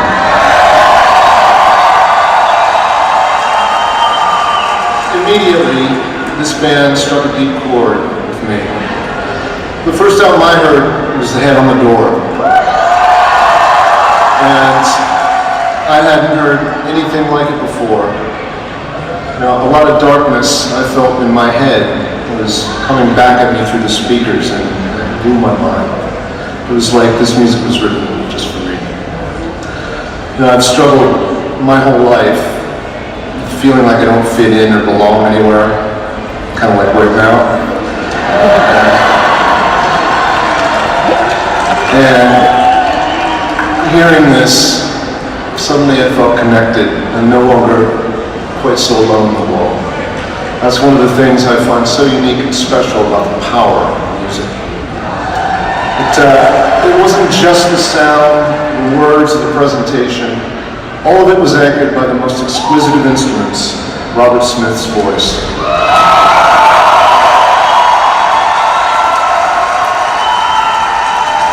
That voice, capable of such a range of emotion, from expression, from rage, sorrow, and despair, to beauty, frailty, and joy. It might sound naive, but until I heard The Head on the Door, I just didn't realize it was possible to write about such difficult and profound ideas, but do it in the context of accessible songs that might even get played on the radio, challenging norms from the inside. Another huge inspiration. Anyway, I listened to that record non-stop until I wore the grooves clean off the vinyl, and then I worked my way backwards. There was a rich and important back catalog waiting for me. The group that would go on to become The Cure formed in 1976 in the suburban English backwater of Crawley, a small town that all the members also dreamt of escaping from. They were 4 imaginary boys: Robert Smith, Noel Tolhurst, Michael Dempsey, and Pearl Thompson, who were energized both by the explosion of punk that was happening miles up the road in London and by the heavy psychedelic rock from America, which they'd grown up loving. After a few lineup changes and the creation of some timeless post-punk and new wave, the band entered 1980 as one of the groups who would come to define the music, the attitude, the look of the decade to come. Singer, guitarist, and songwriter Robert Smith, bassist Simon Gallup, drummer Noel Tolhurst presided over a trio of classic albums, 17 Seconds, Faith, and Pornography, that would help to become what would be known as Gothic or alternative rock. Just as everyone else was getting ready to jump on the new sound in which The Cure helped usher into the world, they were already ready, moving to pastures new. Robert Smith was keen to show the world he could do so much more than monochromatic doom, and went on to write and record a series of songs that became huge hits right across the globe, and are rightly still seen as classics today.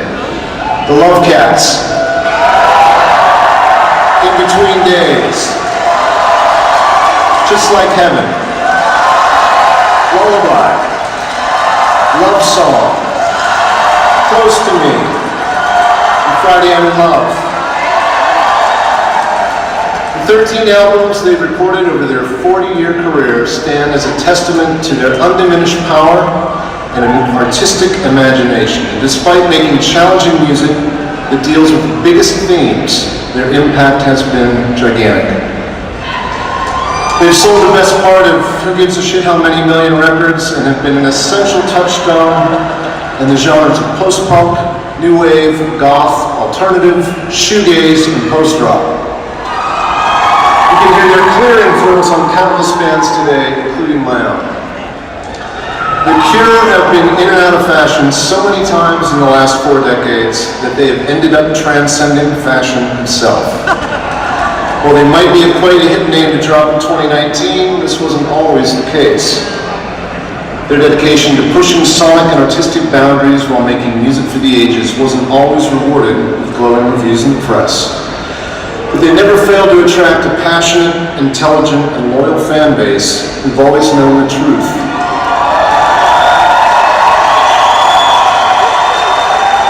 The Cure are one of the most unique, most brilliant, most heartbreakingly excellent rock bands the world has ever been lucky enough to enjoy.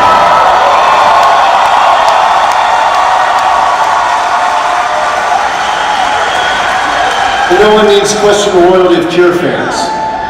Before you even hear them speak, as soon as you see the hair and makeup, you know how they feel about their idols. And I feel the same way too.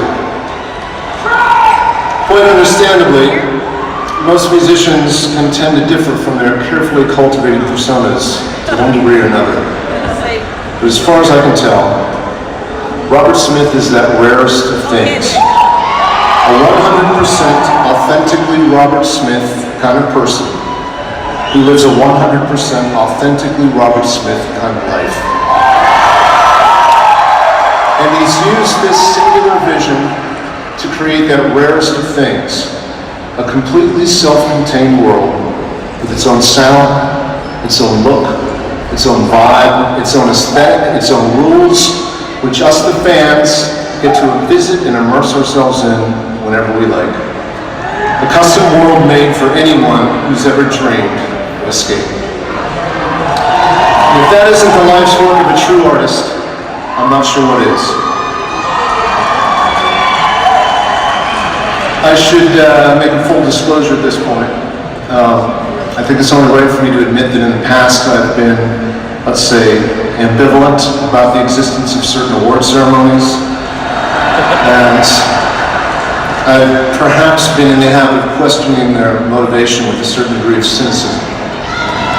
In fact, I remember distinctly saying to myself, amongst other things, how can I even take this award ceremony seriously if they'll open their doors to X, Y, and Z, but they won't even acknowledge the Cure?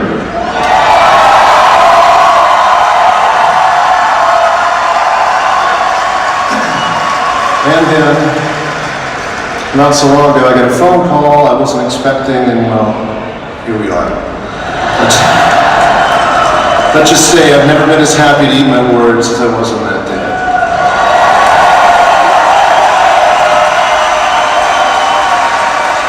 Tonight, it is my absolute pleasure to invite to the stage Robert Smith and his band here again. Michael Dempsey, Laura Tolhurst, Carl Thompson, Simon Gallup, Horace Williams, Roger O'Donnell, Perry Lamonte, Jason Cooper, and Reach Cabrell. Please welcome to the Cure to the Rock and Roll Hall of Fame.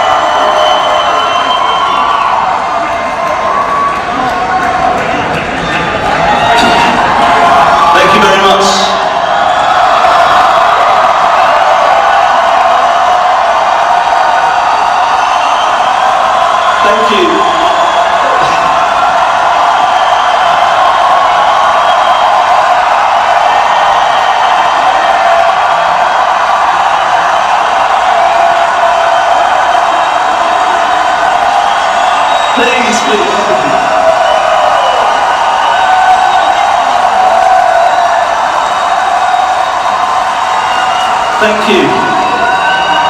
It's weird because I was saying to Trent earlier, this is completely different to singing, it's much more difficult. I'd like to thank Trent for such a lovely induction speech. It means a huge amount to get this from someone who is such a great artist in his own right.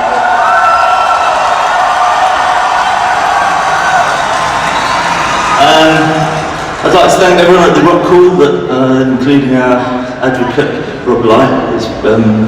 Everyone that voted for us. It's a surprise, it's a very nice surprise to be inducted into the Rock Hall.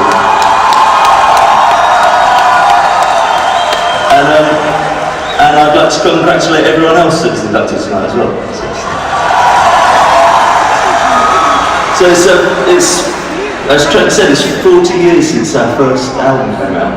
Doesn't seem like it, but and in that time, there's obviously been a lot of people who've played a part in the Cure story, the better or worse. And I'm not going to stand there and read up a load of names because I actually can't. I shouldn't say too much really, but it's quite tedious. But, and I'm no good with stories and stuff, and I'm a very bad communicator generally. But I would like to thank everyone that's been in the band. Boris Williams, Paul Thompson, Norris Tollers, Michael Dempsey, Harry Gawanty, Matthew Hartley, Phil Thornalley, and the much missed Andy Anderson. And everyone that's in the band. Jason Cooper, Reeves Gabrels, Roger O'Donnell, and of course Simon Gallup, who's been with me every step of the way.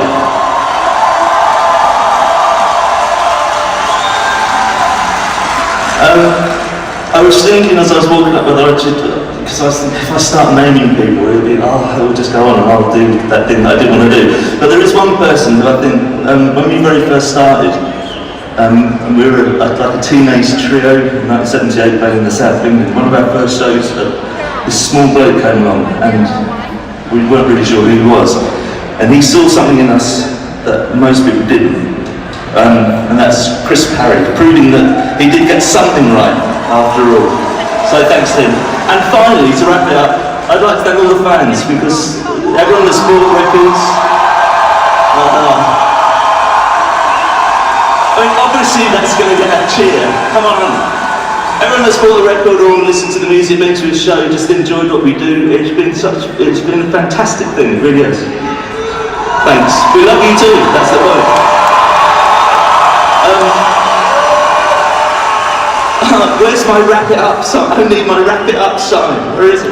Anyway, I'd rather use our allocated time to play some music. So we'll play half the song soon. Thank you very much.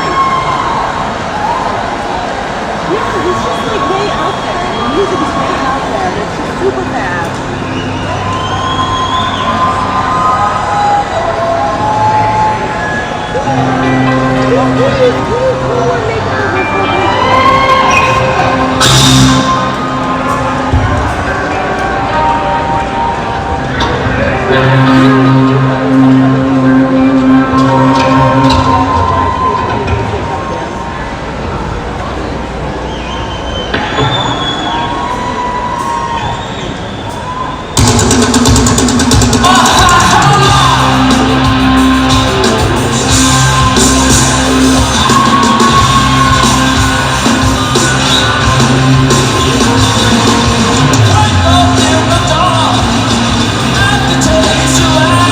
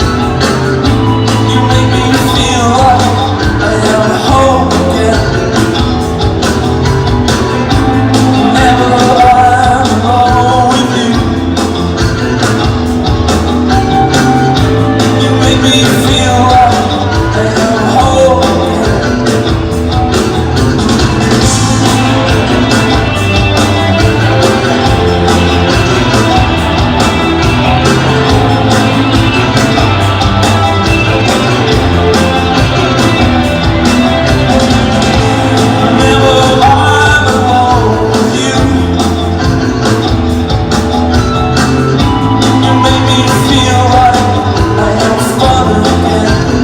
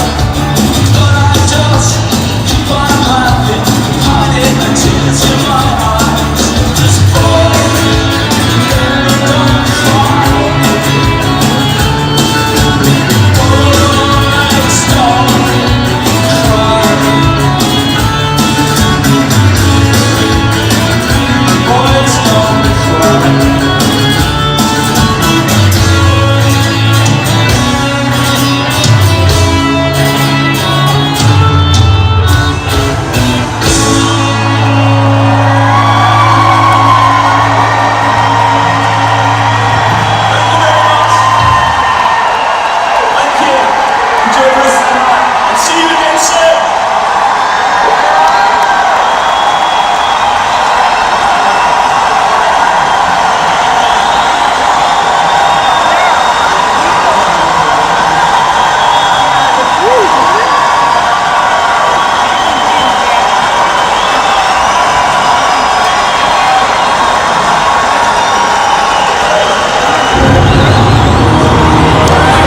This is a story about control. My control.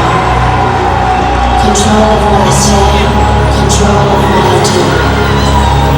And this time I'm gonna do it my way.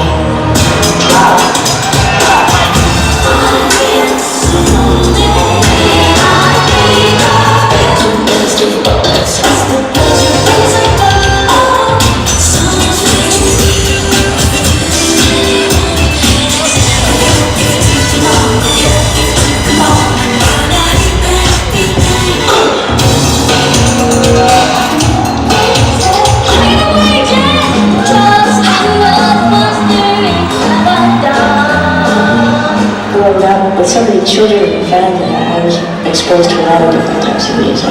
I've watched my brothers all through the years, and I've learned a lot from them. Plus, we have a studio at home, and when I was younger, I used to write a great deal. Just go in whenever I felt like it and put a little demo down. I wanted my own identity so bad. I didn't want people to know that I was Jackson.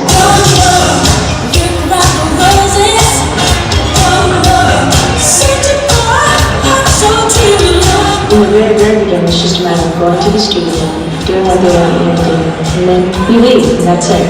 When I got with Jimmy and Terry, I decided to change that, and they welcomed me with open arms. I remember my father saying, I don't want my daughter sounding like Prince. Don't make her sound like Prince, because of all Minneapolis sound, and Jimmy and Terry doing a part of the time.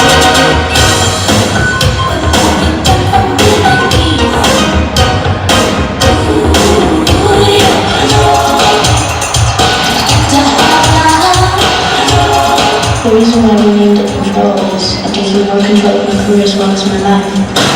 No, my first name ain't baby, it's Janet. Miss Jackson if you're nasty. Nasty boys. You hear things like, oh, this is going to be a food. You nasty boys. And I always set out to prove certain people wrong. Listen up. When music from your son to break the color lines.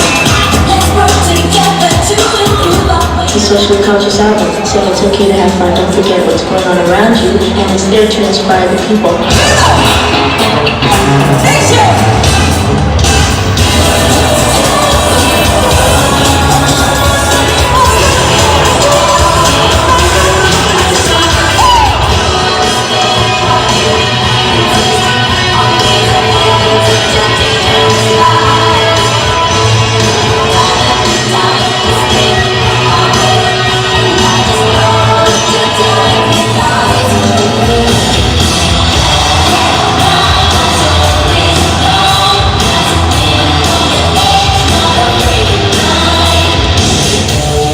I knew that I wanted the next album to be a lot warmer, a lot softer, and a lot more.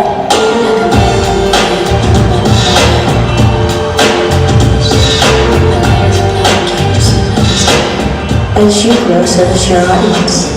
There's so many different things that we experience in life, and why not write about them? Whether they're joyful or sad. There were times when I look above and beyond. I work together again for all my friends who have passed away from AIDS. The song reflects their personality, the energy that they have. It's rejoicing, it's rejoicing.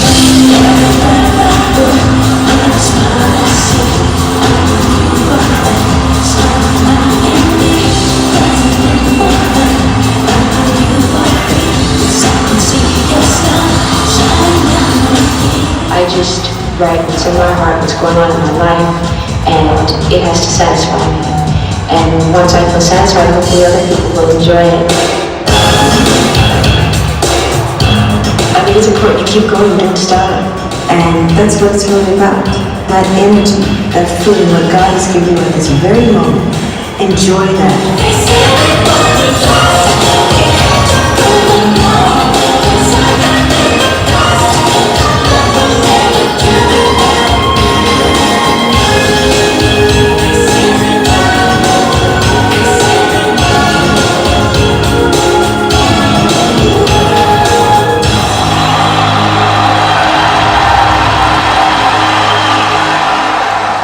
To induct Janet Jackson, please welcome Janelle Monáe.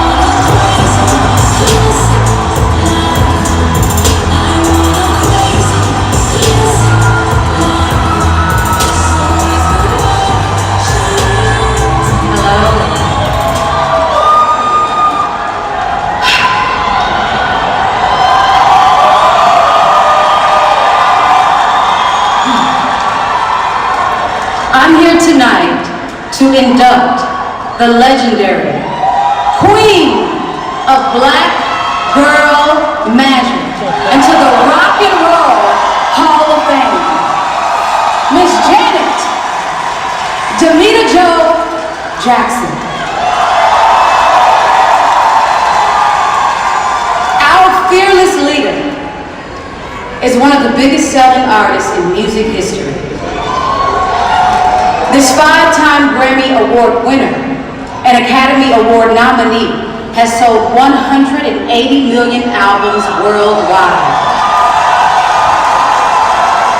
With an epic career spanning over 4 decades and 9 #1 albums, this gifted singer, songwriter, producer, dancer, actress is an icon. She is a bold visionary, a rule breaker, a risk taker, and a boundless visual artist. Quite simply, y'all, there is only one Janet. I remember the first time my mama showed me a clip of our Janet Jackson. And I saw this resplendent, assertive, talented girl with an afro puff on the top of her head. And it was just so refreshing to see someone who looked like me and millions of other little Black girls around the world. And even then, at the earliest stages of her career, you could see that she was a different kind of star. Working with her trusted collaborators, her tribe, Jimmy Jam and Terry Lewis, she created a unique and unforgettable sound. When Janet wrote big with control, it was like a big bang happened. Her intro on the title track made it clear: I am in control of my voice, my life, and my art. Janet, the powerful woman with agency, had arrived. Songs like Nasty, What Have You Done For Me Lately? And When I Think of You are still some of the most jamming, womanist statements ever recorded. And let's talk about how no one else but Janet could make a video by filling an empty warehouse with just her beautiful face and kineticism and pleasure principle.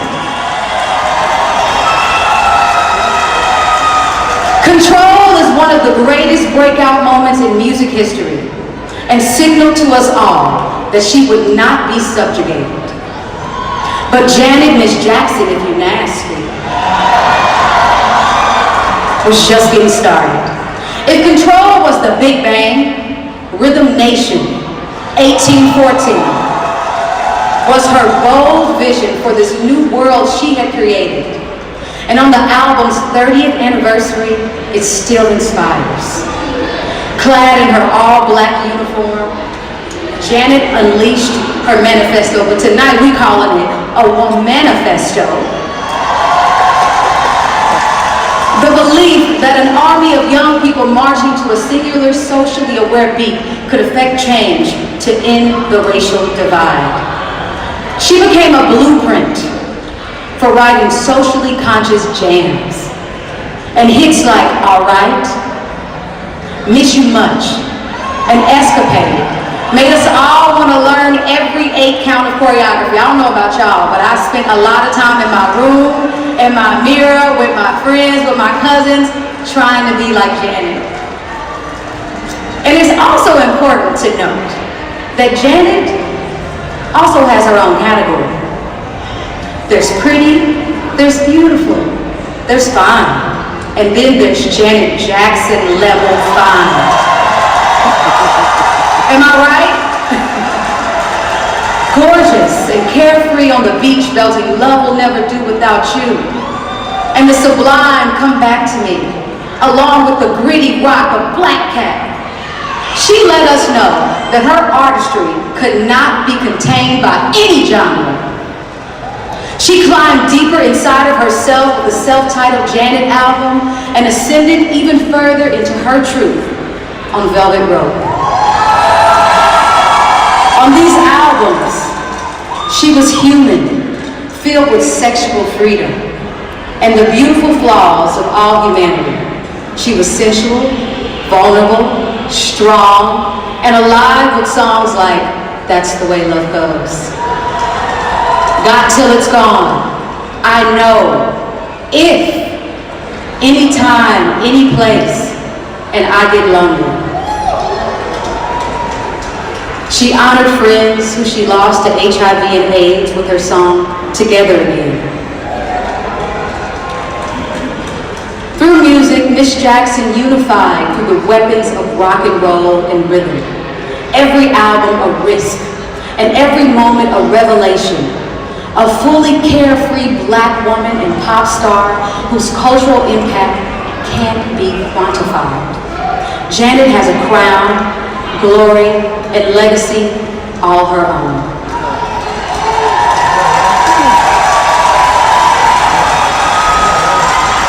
Now, I was not going to get up here and tell the whole world how you have been my phone screensaver for 7 years.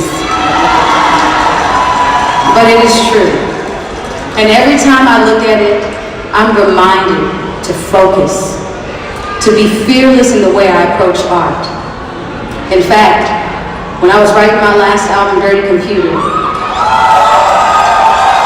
it was you who gave me the confidence to embrace all of me.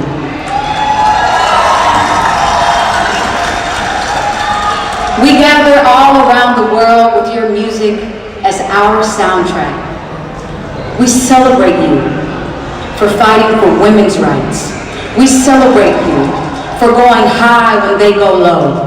We celebrate you for being an ally to the LGBTQIA+ communities and marginalized voices around the world. We applaud you for your commitment to excellence. We celebrate you for giving us memories that we wish we could bottle up and save for the next lifetime. History is not complete without you, Janet.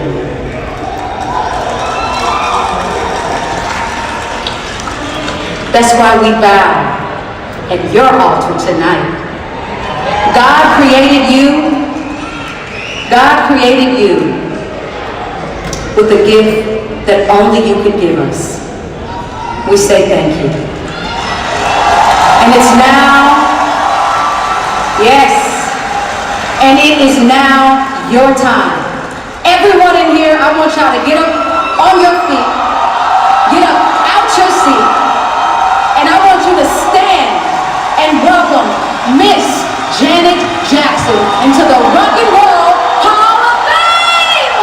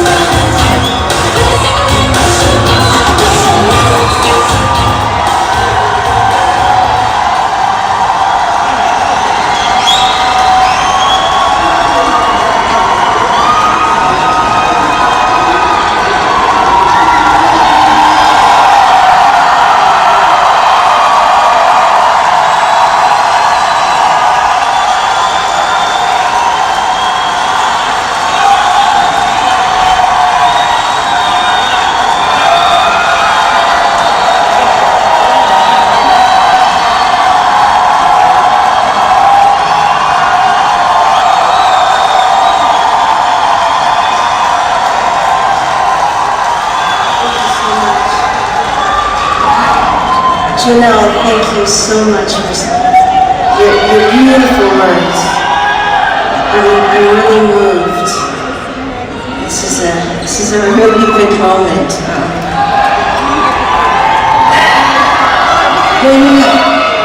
When I was a kid, my dream wasn't to be a singer. I wanted to go to college and I wanted to be a lawyer.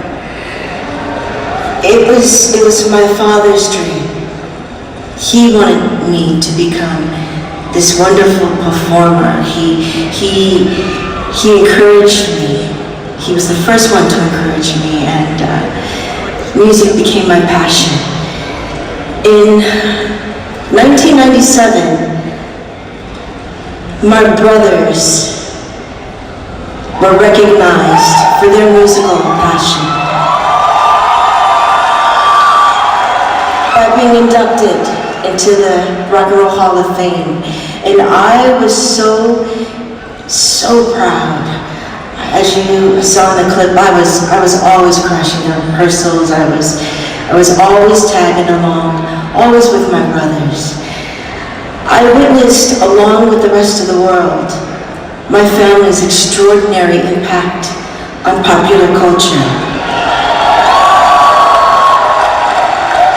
Not just in America, but all around the globe, the entire globe. And as the youngest in the family, I was determined to make it on my own. I wanted to stand on my own 2 feet.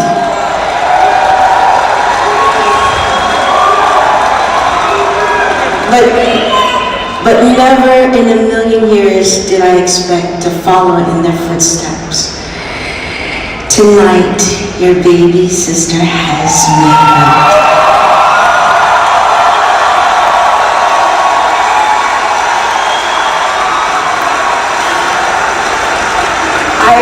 I didn't do this alone though, so there are a world of people that supported me along the way, and I just want to begin by thanking my incredibly strong family, my wonderful mother and father, as well as my sisters and my brothers. You guys never stopped believing in me. In the early 90s, no, in the early 80s, it was my father who took me to A&M Records when I was this unproven 14-year-old. Herb Alpert, Jerry Moss, they had enough faith in me to give me a record deal. And I'm forever grateful to you and to the entire A&M family, which includes you, Jesus Garber. I also want to thank Angela Winbush, Renee Moore, Leon Silvers. You guys were the first believers. 2 great men, Dick Clark, Don Cornelius.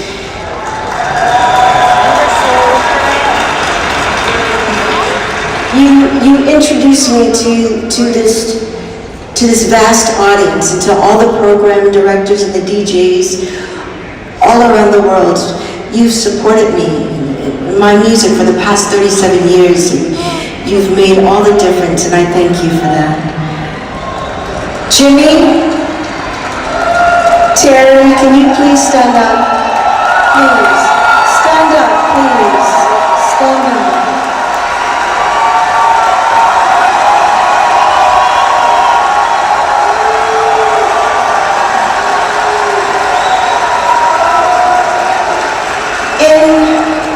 In the mid-80s, you came to A&M Records and you were asked if there was any artist you would want to produce, who would it be?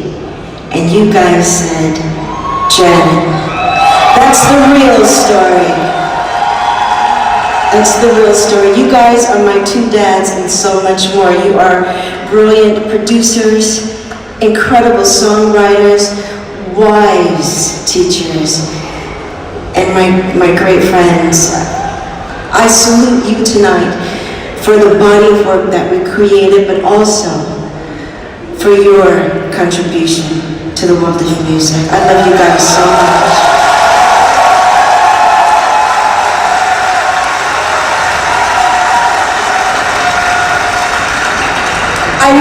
I never thought I was a good dancer, but I loved.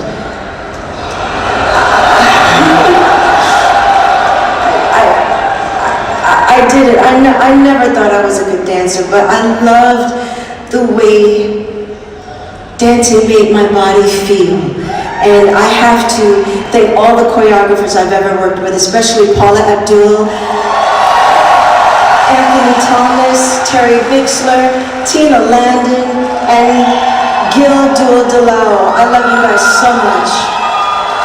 Janet Satoon, Wayne Lucas, Kevin Aqua, Tara Posey, Fred Cooper. Even when it was hard for me to look at myself in the mirror, you guys made me feel so fabulous. Questlove, you have been. Can you stand up for me, please? Quest, stand up for me, please.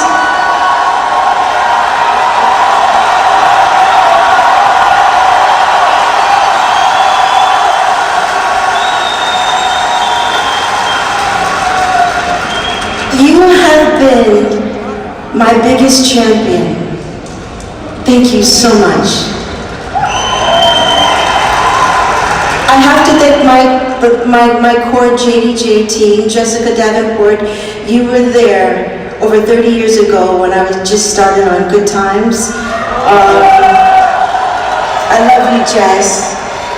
Jaime Mendoza, Terry Harris, you make my daily life run smoothly. Thank you so much. I also want to say a personal word to each and every fan.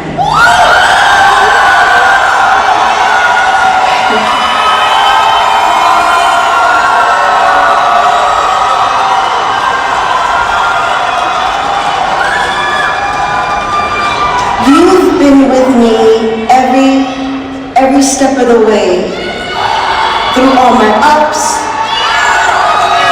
all my downs.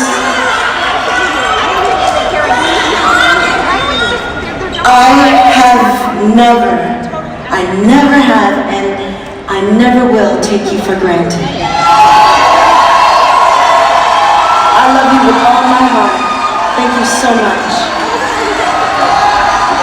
Thank you, God, for giving us life and the ability to embody goodness. With God, all is possible and all is good. And I want to thank my baby, my beautiful son.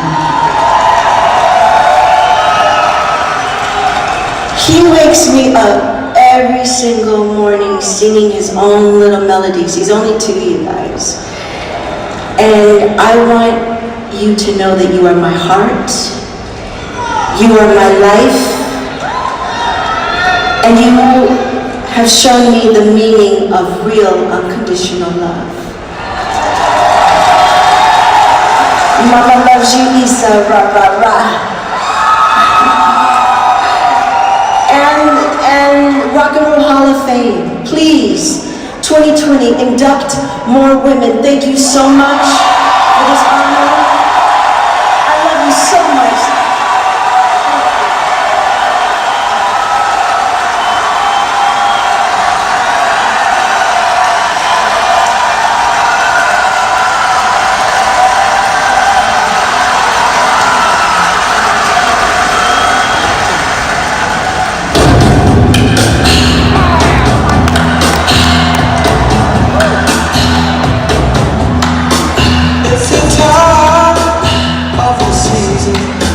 Rhythm and blues band. We played rhythm and blues classics. It's summertime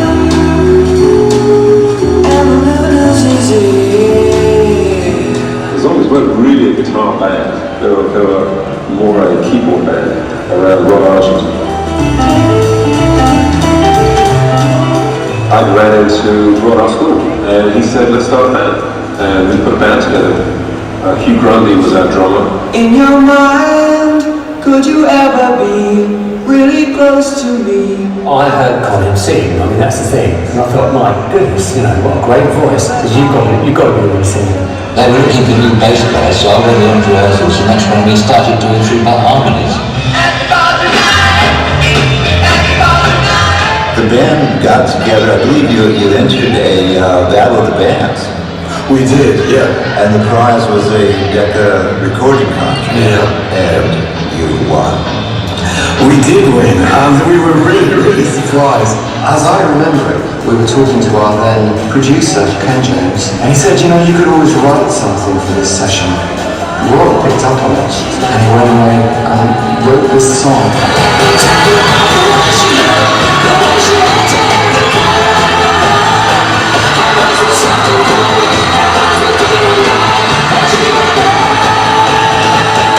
It all happened so quickly.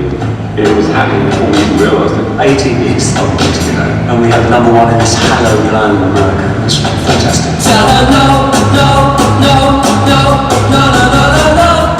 And Salino went on to sell nearly 1 million copies. All of a sudden we found ourselves with a record on the charts, tours to do and interviews to give. That first 3 years on the road, we were preparing for Odyssey Michael. It all came together on that album.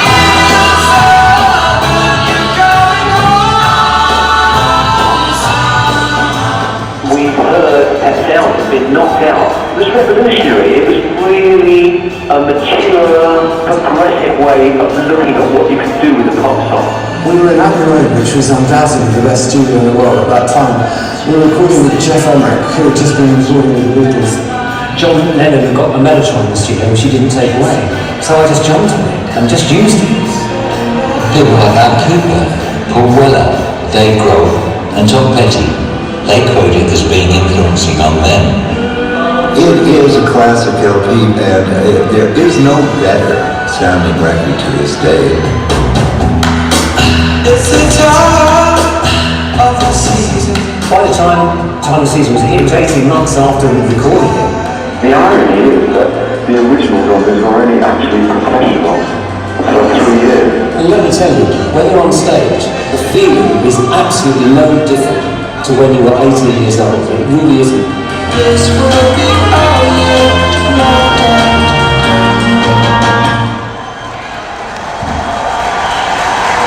Ladies and gents, from the Bengals, please welcome Susanna Hoffs.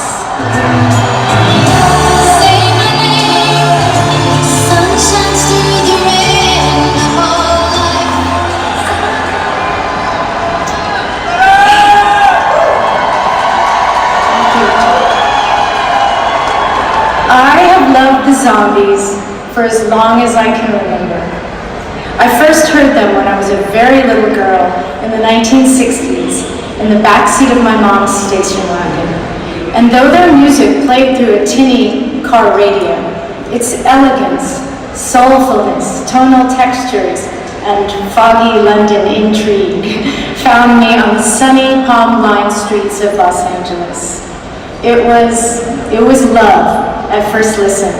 I may not have understood the sophisticated mix of influences in their songs, jazz, classical, baroque, rhythm and blues, but none of that mattered to the little girl in the station wagon. Their music seemed to defy the laws of physics, reaching through space and time to thrill and enthrall me as if by magic. Whatever they were doing, I thought to myself, I want to do that. When I grow up, I want to do that too. They were just teenagers when they started the band in St. Albans, not far from London. Rod, a choir boy, Hugh, a drummer in the marching band, Chris played bass and Paul played guitar, and Colin played rugby, which I can hardly imagine. He had to have been the kindest bloke you could ever knock heads with in a rugby scrum. But by the time they were 18, the lads had a #1 hit in America with She's Not There, quickly followed by Tell Her No. Both songs were written by budding songwriter Rod Argent, who just so happened to be a virtuoso on the keyboards.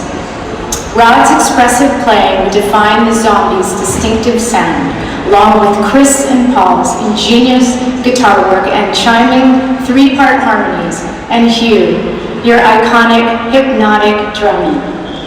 And of course, Colin's magnificent, mellifluous voice. The band's songs are a case study in craft and excellence, but even more importantly, the kind of songs you want to put on a mixtape or play on a boombox beneath someone's window because they say the things you want to say and express the feelings you want to share with someone but may not have the nerve to. Songs like, "You Make Me Feel Good," "The Way I Feel Inside," and "I Love You." Sincere, heartfelt gems delivered with unflinching, undeniable passion. Which brings me to their masterpiece, the astonishing album, Odyssey and Oracle.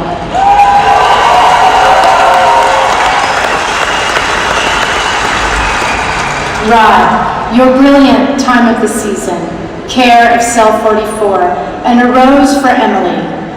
A Rose for Emily this song is a miracle. It captures profound loneliness in the most tender way, and the hauntingly beautiful melody is so transcendent, it breaks our hearts, yet somehow still manages to lift us up. And Chris, your extraordinary songwriting contributions to this album, Brief Candles, Beechwood Park, and This Will Be Our Year, a song that will be played as long as lovers vow their love to one another.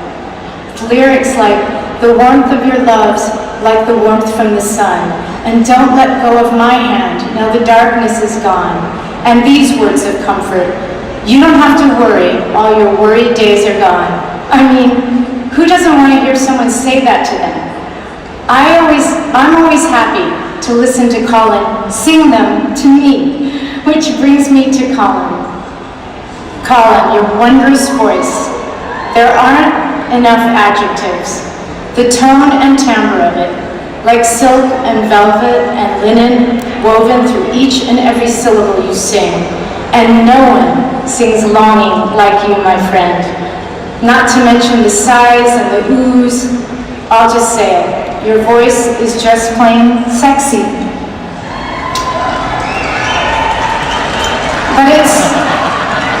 But it's your fearless ability to emote at the risk of exposing your deepest emotions and vulnerabilities that is rare and brave and authentic and absolutely inspiring.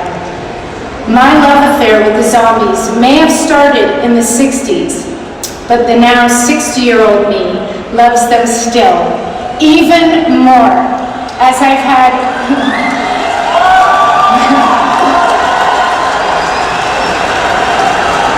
yes, even more, as I've had the great privilege of knowing what fine human beings they are, and the great fortune of seeing them perform many times, watching them inspire a whole new generation of music lovers. But that's the thing about music. It knows no boundaries, no borders. It travels straight to our hearts.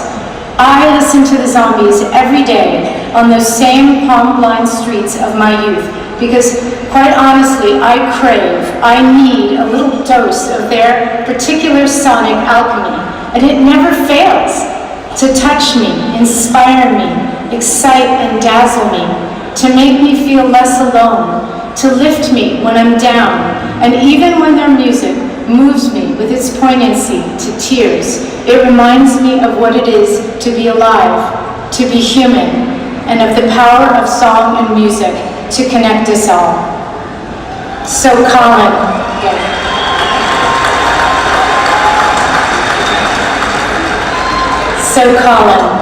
Rod, Chris, Hugh, and Paul, thank you for the music and the inspiration. This will be your year.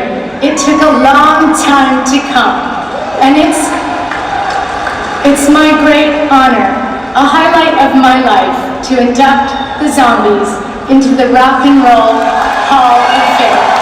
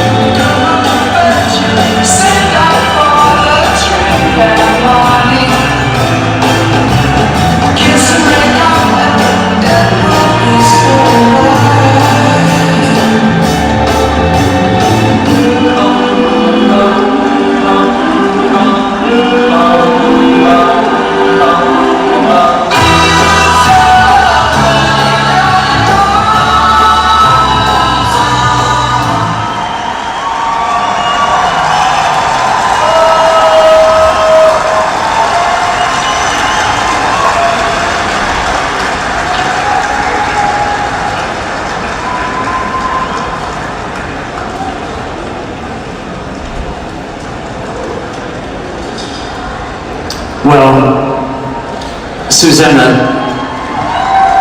thank you for such really, really gorgeous words. You know, to sit there and listen to that is really fantastic. But you know, on behalf of all the guys in the band, I can say that we're absolutely thrilled and delighted to have been elected to the Rock and Roll Hall of Fame.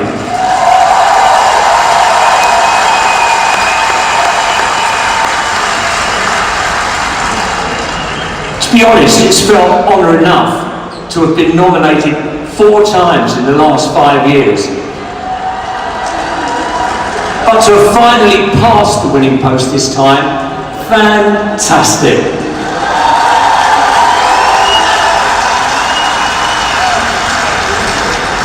And you know, a wonderful coincidence to all of us standing here in Brooklyn, the site of our very first concert in America when we did the Mario Kay show, Christmas Day 1964, 8 o'clock in the morning, playing with some of our heroes like Benny King, the Drifters, Patti LaBelle, who became a real friend and mentor at that time. But it's actually 50 years ago to this very day, the 29th of March 1969, that Time of the Season reached the #1 position in America.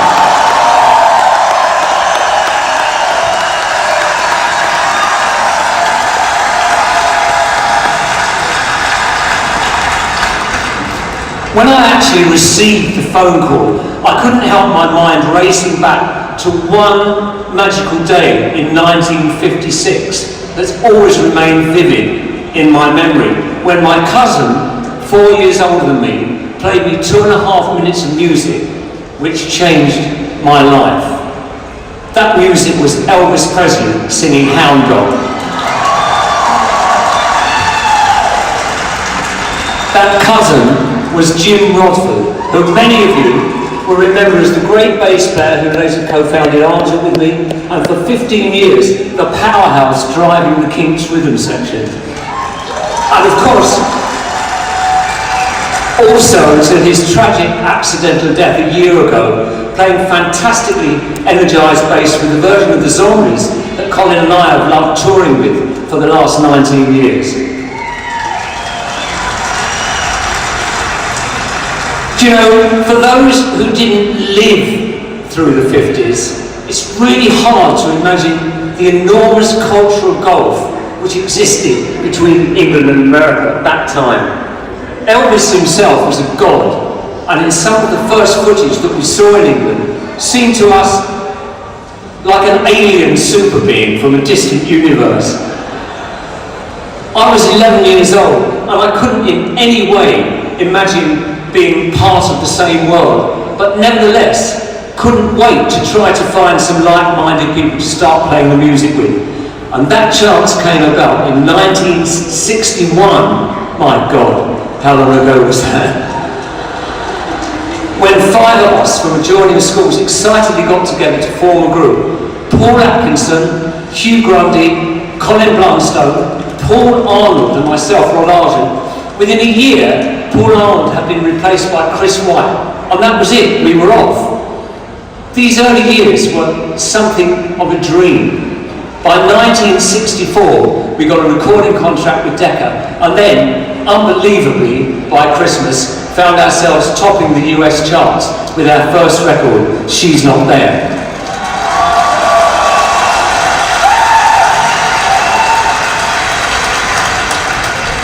This magic land, which only 8 years before had seemed so unimaginably remote and unconquerable, and even more unbelievably, something we didn't find out until many years later, Elvis actually had our records on his jukebox.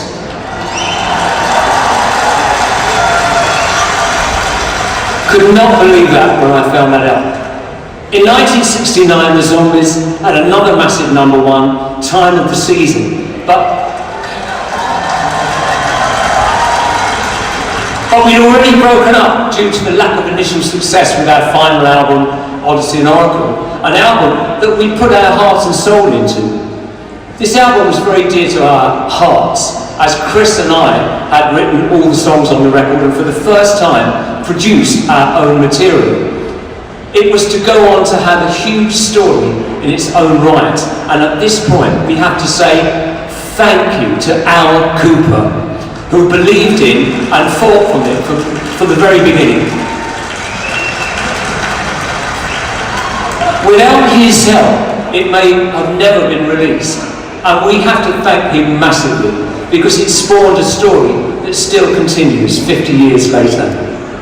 It's been quite inspiring to us how many people have championed us from that moment on. Iconic artists like the dear late Tom Petty, like, thank you Tom, God bless you mate.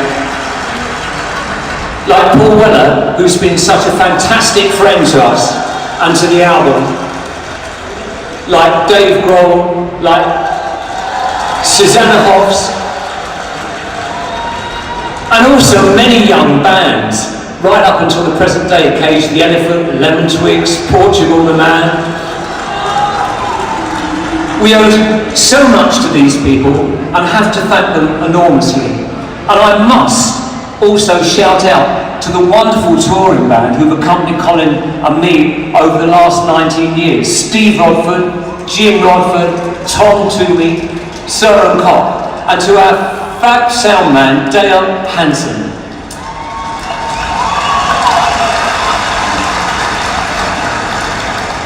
They've been a constant inspiration, and we've loved making albums of new material with them, the most recent of which actually made the Billboard Top 100 in 2015.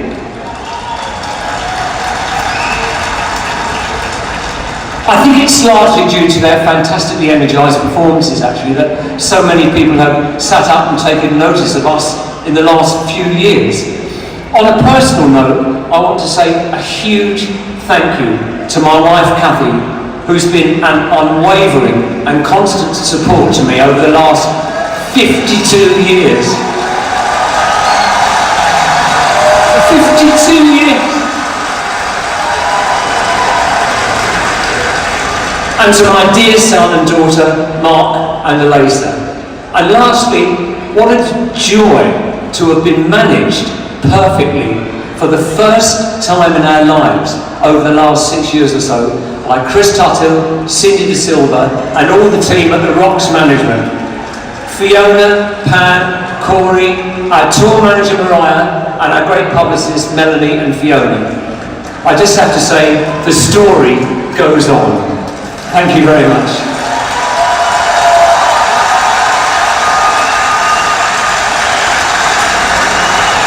And here's Neil Mucker Colin to say a few words. Colin Love.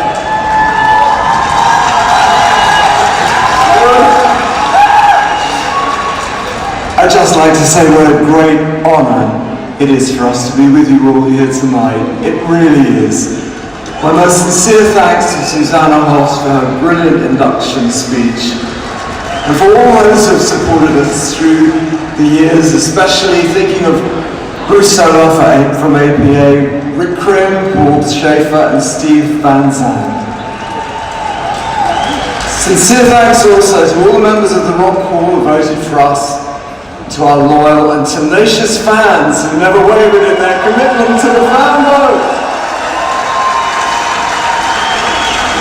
I'd also like to take a moment to remember the memory of two wonderful musicians who played with us, Paul Atkinson from the original band and Jim Rodford from the current lineup, in the hope that they are smiling down on us at this magical time.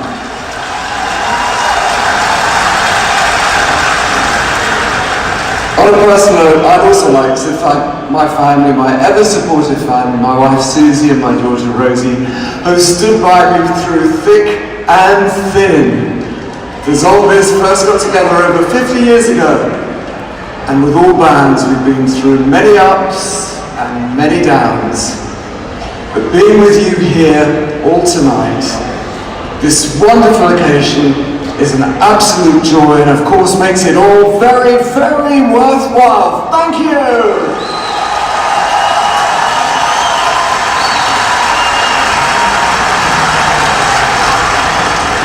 well, they thanked everybody. I would like to thank the Rock and Roll Hall of Fame, the Zombie family and friends, and America for this honour, and for the music. Music and songs are the bookmarks in all our lives. It's the language that binds us all together. The Zombies have been creative friends for over 56 years and still are.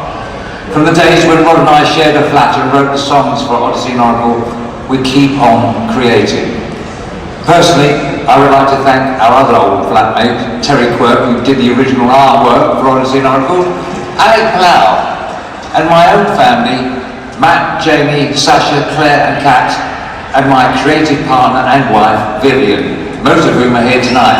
Thank you, all of you. And young musicians, get out there and keep writing. Let's have more music and songs in our lives. Thank you.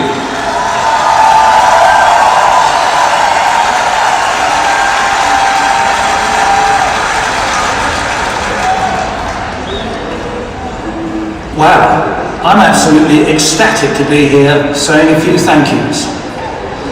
When I was at school with Rod and Paul, I was a member of the school's cadets marching band. I took up the drums after the bugle because the drums marched in front, and I thought the girls would be more likely to come me. How vain was I? Little did I know that Rod spotted me and thought I had more sense of rhythm than anyone else. So one day he asked me if I wanted to be in a band. My answer was an immediate yes. That yes changed my life forever. So thank you, Rod.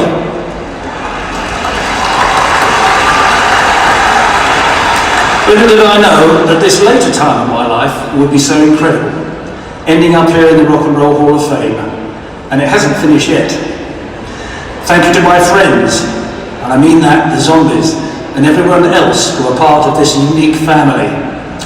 Thank you to all our fans, young and old, and of course everyone who voted us into the Rock and Roll Hall of Fame.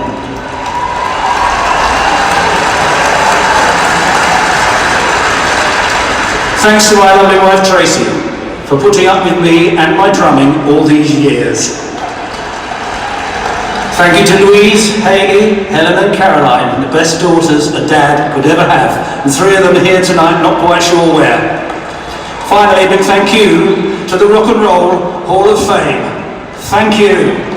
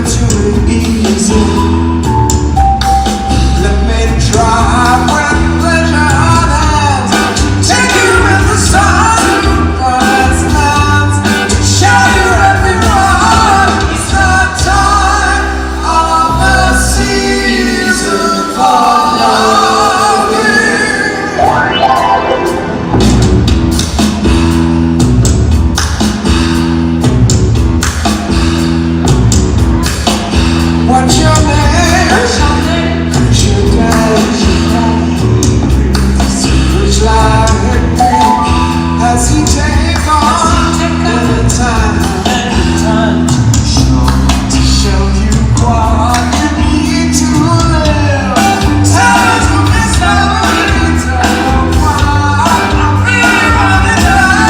it's the time of the season for love.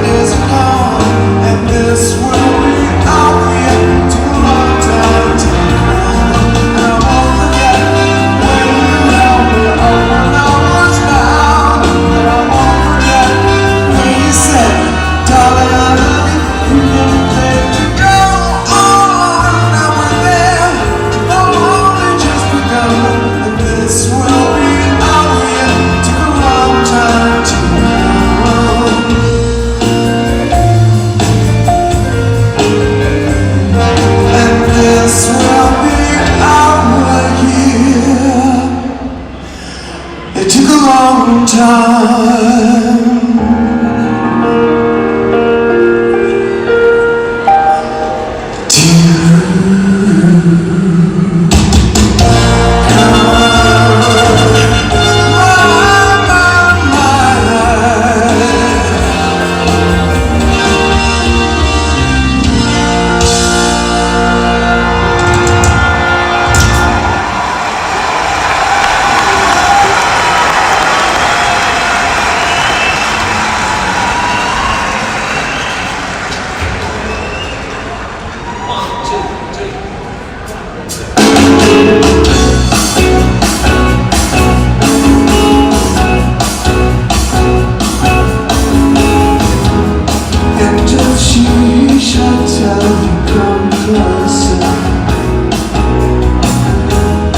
If she tempts you with a charm,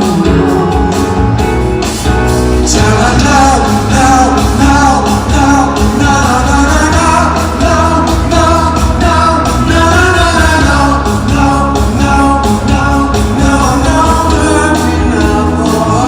no, and if she should tell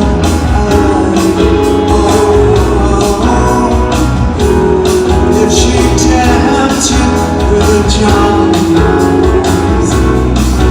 tell her no, no, no, no, no, no,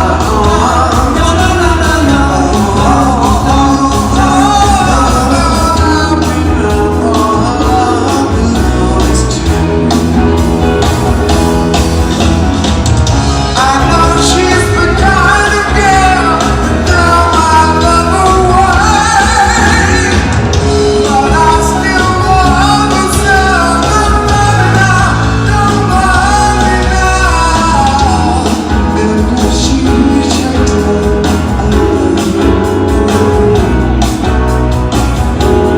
just remember she said that to me. Tell her no,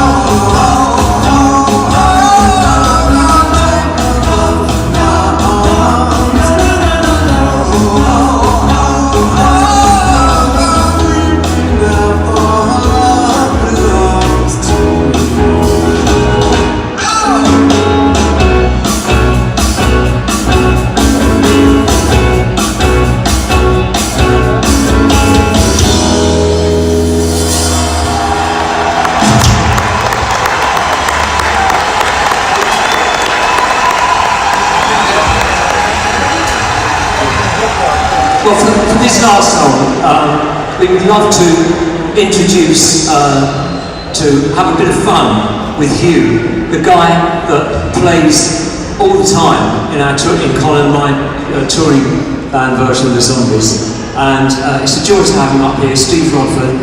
And we're going to do the very first song we ever recorded, just about the first song I ever wrote. It's called She's Not There.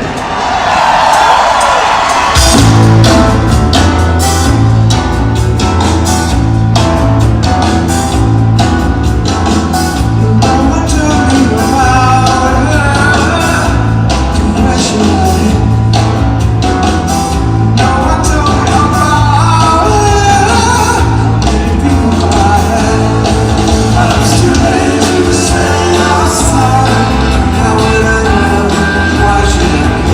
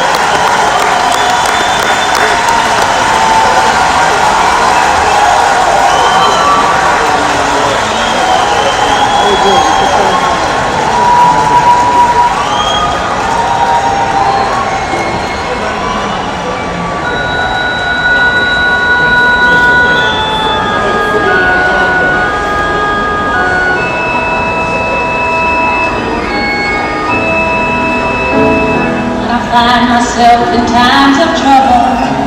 Mother Mary comes to me, speaking words of wisdom. Let it be. And in my hour of darkness, she's standing right in front of me, speaking words of wisdom. Let it be. Let it be. Let it be. Let it be. It's her words of wisdom. Let it be.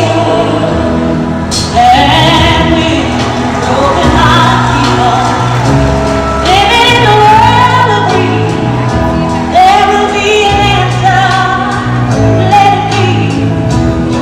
Although it may be hard, there's still a chance that they will see. There will be an answer. Let it be. Let it be. Let it be. Let it be. There will be an answer. Let it be. Let it be. Words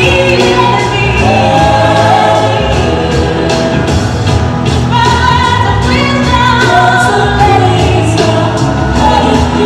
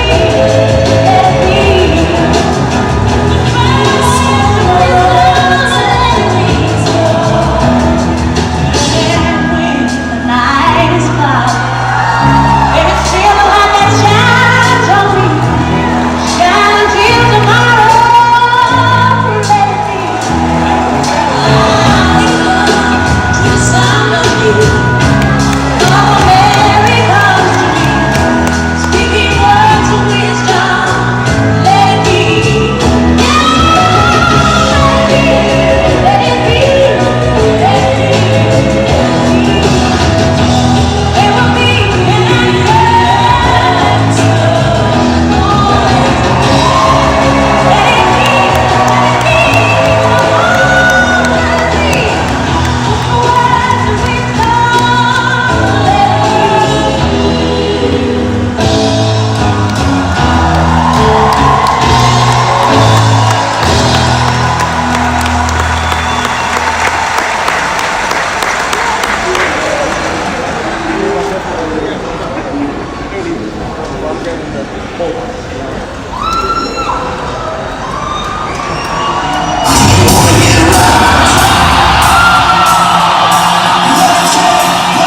We've always been the kind of band that wanted to be that musical kind of beer, you know, you just pull the ring off and have a good time for a while.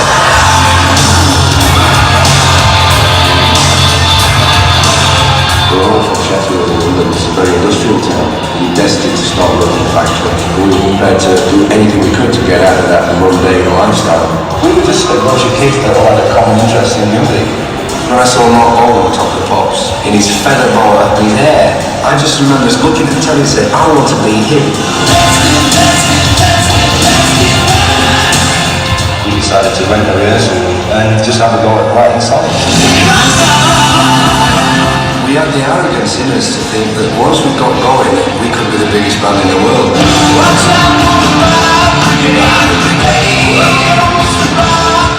We got the highway out to open for ACDC. Rick Allen had his 16th birthday on stage at Hammersmith Odeon. I mean, it was ridiculous. Knowing that this factory life was what you were supposed to do, you won't get many more than one chance. Don't mess it up. Work your ass off.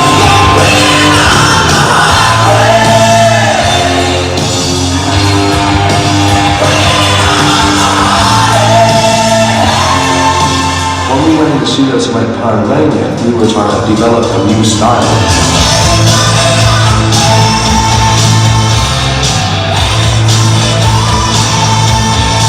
Pyromania was a classy sounding record. It just had fantastic production, great energy from the band, and our songwriting was getting better and better.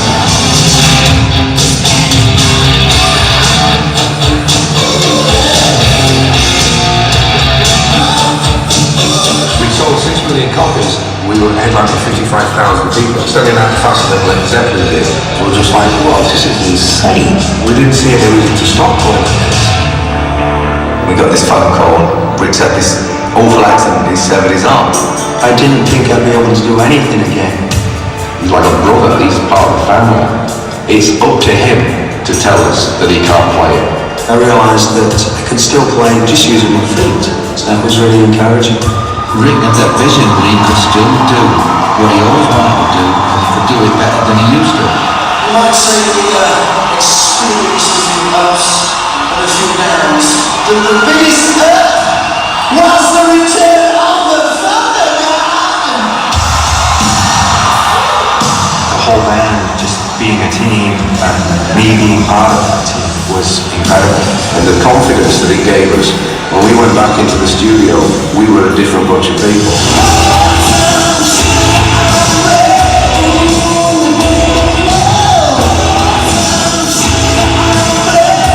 From the day we started in 77, we wanted to be the biggest band in the world. And by the time that album came out and the tour kicked in, we were.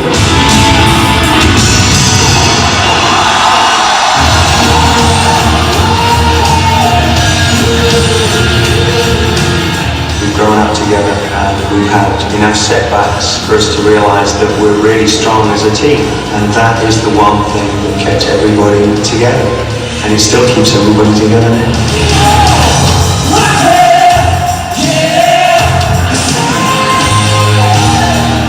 I want Def Leppard to be remembered for the songs, simple as that. We took the opportunity that we were given and we didn't waste it. Rock baby!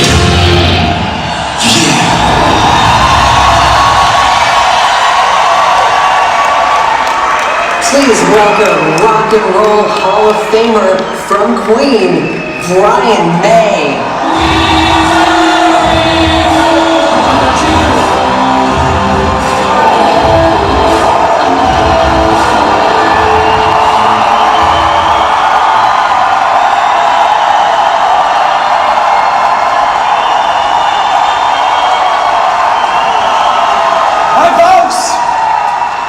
Hi folks! I would guess from tonight, 65 years after Bill Haley sang Rock Around the Clock, rock and roll is alive and well, am I right?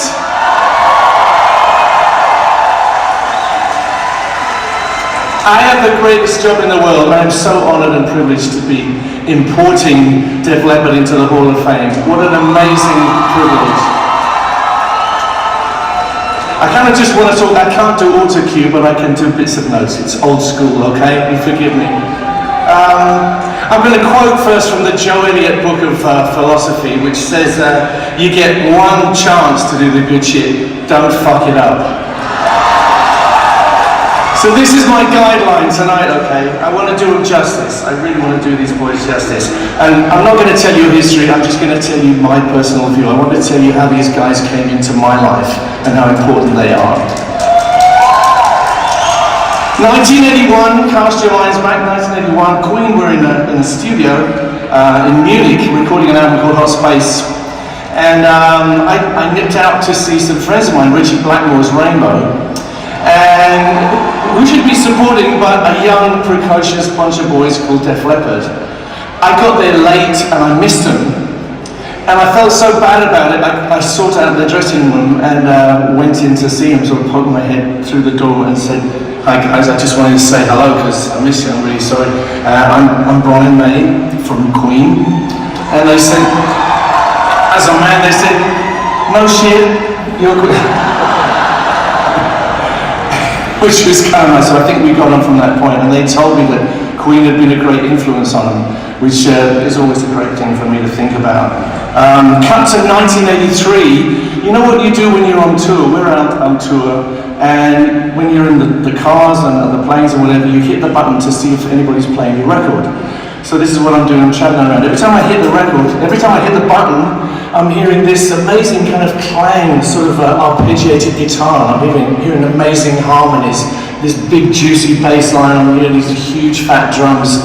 And it's not Queen, it's these young precocious boys called Def Leppard. And the song is Photograph. This amazing song, which catapulted them to fame. It was never off the radio at that time, and before the album was finished that it came from, Hysteria, they'd sold 10 million copies of that album, which is pretty rare.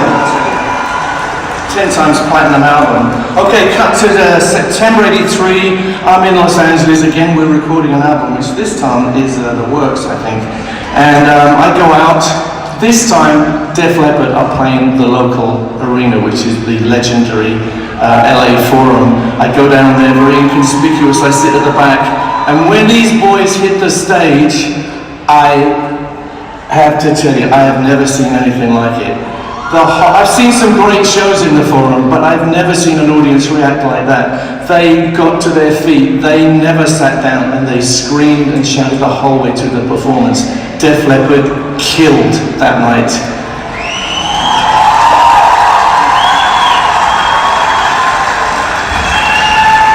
I went backstage to see them afterwards. They invited me, and just like when we first played in the States, all their mums and dads are there, very proud mums and dads, and I get introduced to them, and the boys say, will you come up and play with us tomorrow night? They had 2 nights, so I said yes, and the rest is history. We played traveling band. It's history except to say that I nearly lost my career and my life because this is pyromania, and the production has all kinds of fire in it, you know what that is?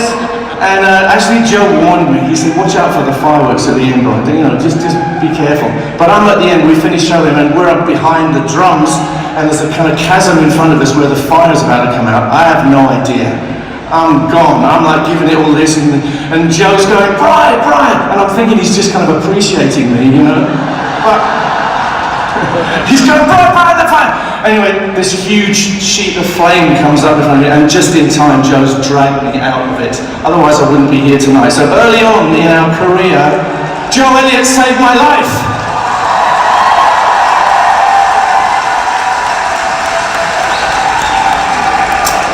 The history of Def Leppard is incredibly colourful and filled with all kinds of stuff, which I can't even go into because I don't have the time. But they started August 1977 in Sheffield, England. Which is not a very glamorous place, and as a lot of people have said here, there's a great urge to get out. They recorded 11 incredible albums, and they played their asses off around the world many, many times. They did it the old-fashioned way. They played and played and played, and they made great music in the studio. They sold eventually more than 100 million albums, and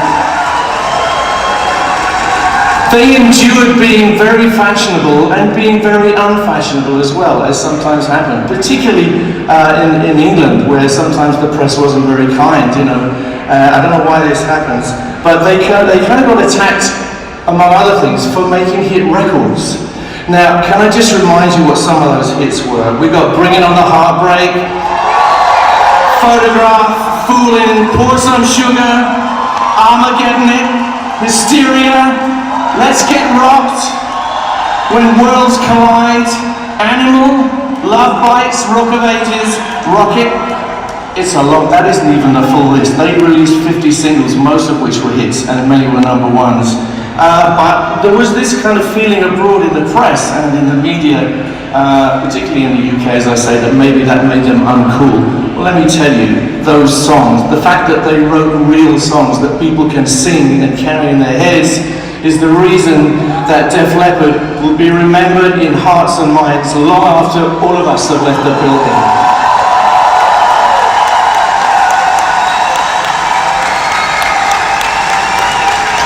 I just want to say something about their endurance. The Def Leppard band is a family, an evolving family.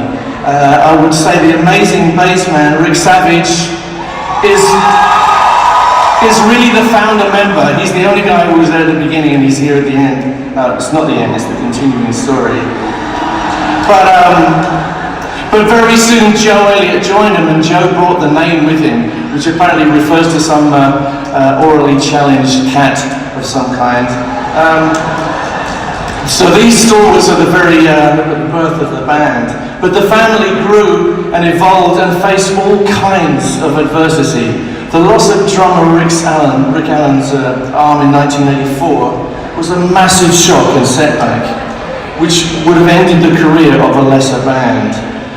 But thanks to the incredible fortitude of Rick himself in bringing himself back, and also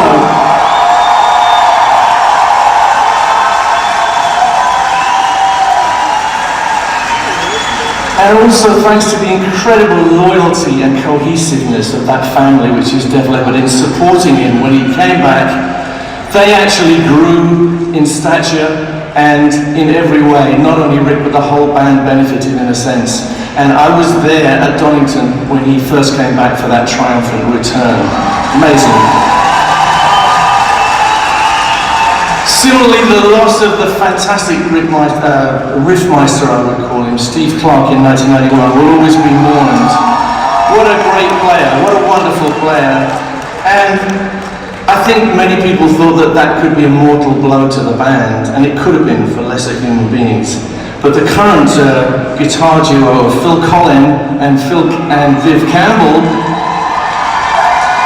is awesome. In fact, I would say Colin and Campbell are truly frightening as a guitar duo, and it's amazing. Not everybody realizes that these guys are not just crowd pleasers, they embody such an amazing technical excellence, and they have it all, I have to tell you. I regard all these guys as great friends and kind of part of my family. That's why it's so important for me to be here. I wouldn't have let anybody else do this, okay?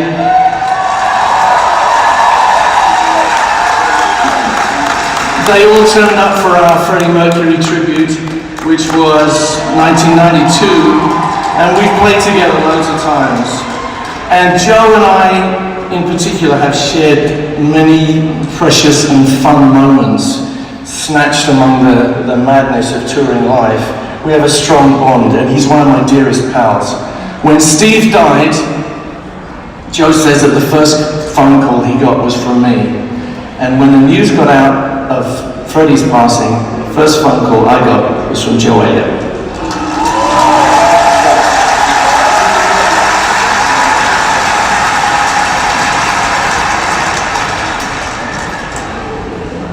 These guys are a magnificent rock group, in the classic tradition of what a rock group really is. I'm just going to quote a couple more things. Early on, Joe said, what's the story, the secret of a successful rock group? I said, don't split up. A few years later, he came back and he said to me, I have a couple of other secrets to being a successful rock group. You have to not get fat and you have to keep your hair. I have to say, these guys did not get fat, they did not lose their hair, they did not split up, and they're here tonight, ladies and gentlemen. These guys are a great band. They're also as honest and decent a bunch of magnificent human beings as ever came out of Yorkshire, or Britain, or the world. Ladies and gentlemen, it's my privilege to welcome, to induct into the Hall of Fame, Def Leppard!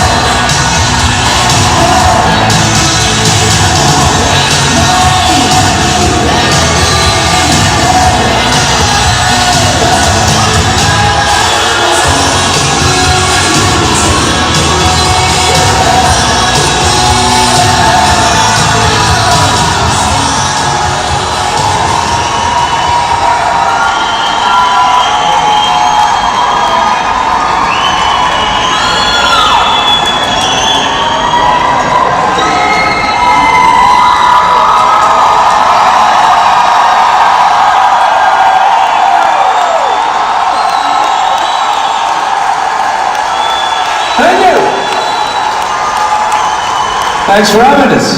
Good to be here. First of all, massive love and gratitude to our very dear friend Brian May. Brother Brian May. For such a flattering introduction. We love you, mate, and congratulations on the incredible success of the movie. Couldn't have happened to a nicer chap. I'd also like to congratulate our fellow inductees tonight. It's been a real honour to be able to share the stage with the likes of Roxy Music and Stevie Nicks and the Zombies. Artists that we have admired from a distance for many, many years. Alright, so down to business. We'd like to take this opportunity to acknowledge a few people and some significant moments that have played a very important role in getting this band to where it is today. Starting off with our parents.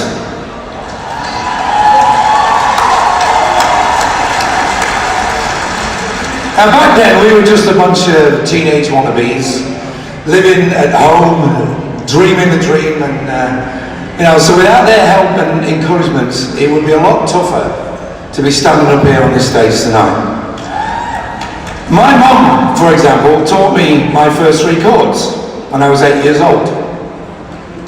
I've learned 2 more since, and I've come to realise you don't actually really need them at all.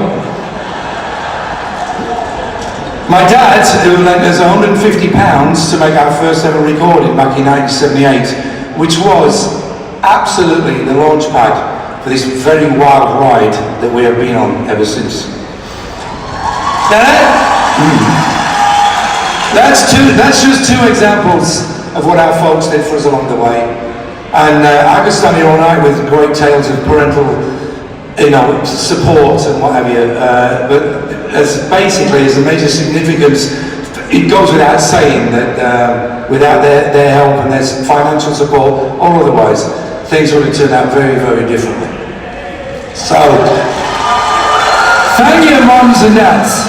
Thank you very much.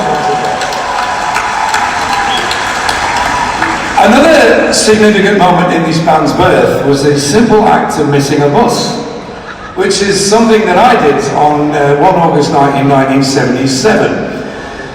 By deciding to walk home instead of waiting for the next one, fate would have it that I would bump into a young kid who I knew to be a pretty good guitar player.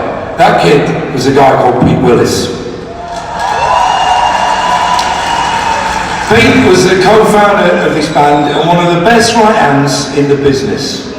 Now sadly, Pete couldn't be with us tonight, but I want to emphasise how very important Pete's role was in this band in the early days. He was a terrific player. He had a very mischievous sense of humour, but he brought plenty of great musical ideas to this band. And it was Pete, after a chance meeting in a college canteen, both reaching for the same guitar magazine, introduced us to the late great Steve Clark.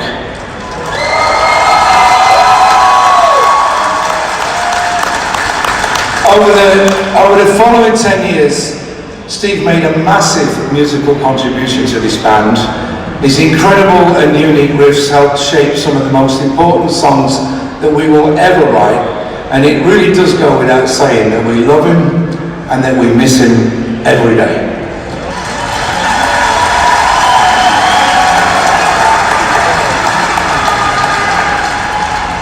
Two gentlemen who helped take us to a level that we could only previously have dreamt about were Cliff Bernstein and Peter Mensch. They formed Q Prime Management and they looked after us for the best part of 25 years. We will always appreciate the fact that Peter bankrolled this band for years until things started to take off. And boy, did they take off. But not before the most significant contribution that Peter and Cliff ever made, which was introducing our music to our future producer, co-writer and mentor, Mr. Robert John Monk Lang.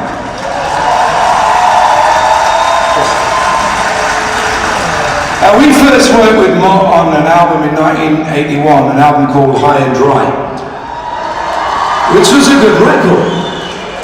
But it was 1983 that saw us move into a whole new orbit with the phenomenal success of the album Pyromania, where we were properly introduced to our new boss for the first time, our wonderfully loyal fan base. Without whom, we would not be up here tonight. For that, I have absolutely no doubt whatsoever. So thank you, thank you, thank you.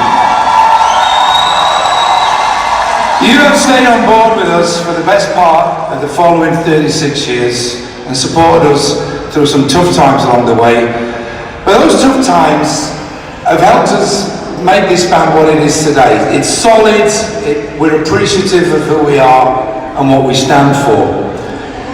Those songs written over the years were always our main priority. You only just have to check out our misguided fashion sense over the years and you will understand where I'm coming from here. And although it seemed that there was always a looming sense of tragedy around every corner, we just wouldn't let it in. But it is true.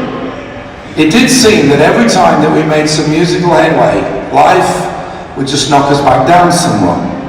Pyromania is a raging success.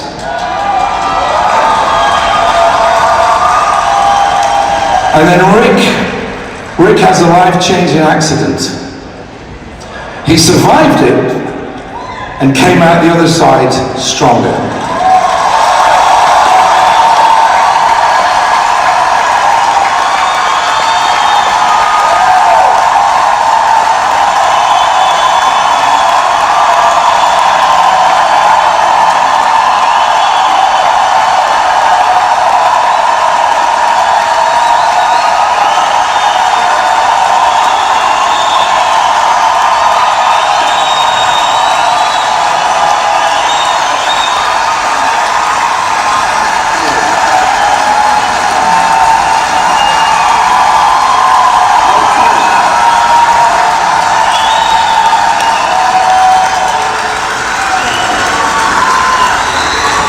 Rick Allen, everybody.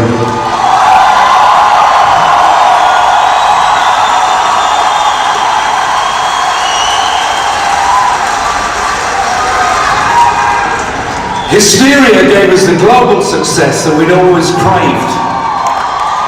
But then we lost Steve. But we survived, and we came out the other side stronger people. And that's the way that it's always played out throughout our career. So let's face facts, people here. If alcoholism, car crashes and cancer couldn't kill us, the 90s had no fucking chance.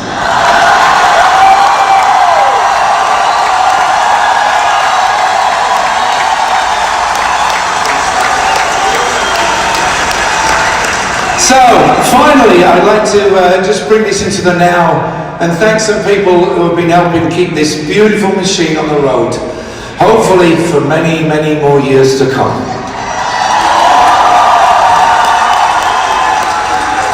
Our manager, Mike Kobayashi. Mike, I love you, man. We took over the reins from Howard Kaufman, who looked after us from 2005 until his passing in 2017. Howard did an incredible job breathing new life into this band at a time when it could have gone either way. And Mike continues to do so. So thank you, Mike Kobayashi. To our friends at Universal Records, past and present, especially present. And to our families, to our wives, to our children who help keep us grounded. Honey, how much did that purse cost, really? And give us a good reason to keep doing what we do. And last but absolutely not least, my fellow bandmates here.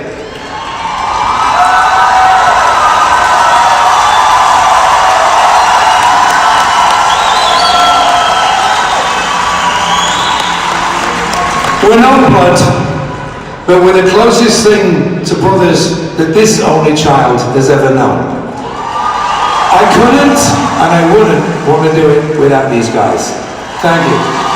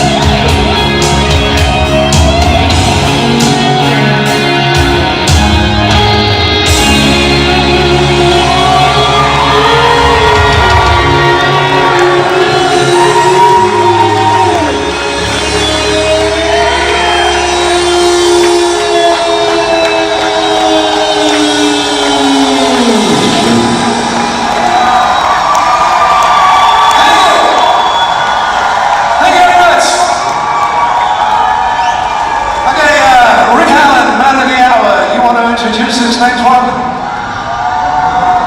Who can be my hero?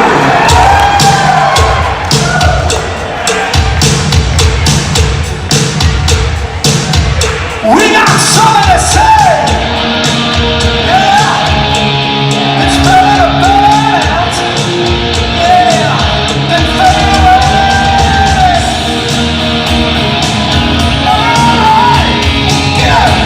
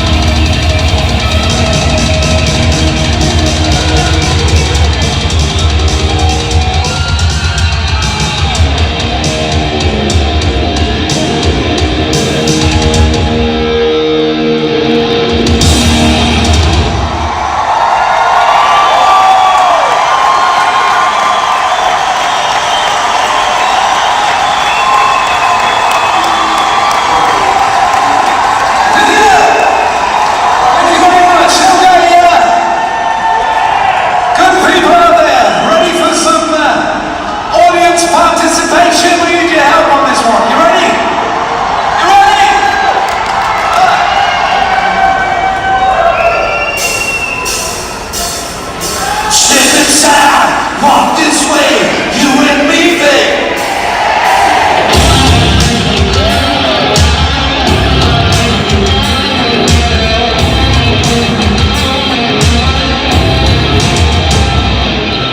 Love is like a bomb, baby, come and get it on. Living like a lover with a red eyeball. Looking like a tramp, like a video film. Demolition woman, can I be a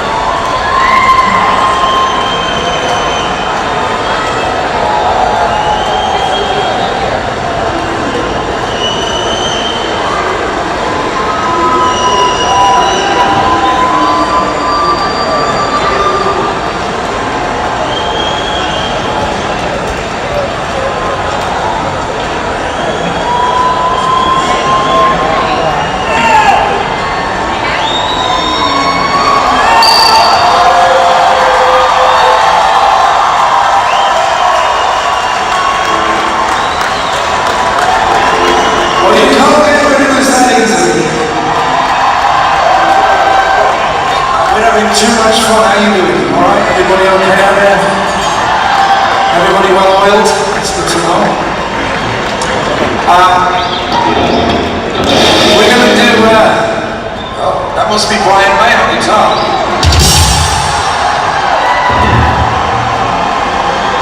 We're going to do something that's normally an all-star jam, and this is a bit different. It's more up-to-date, less messy, more classic.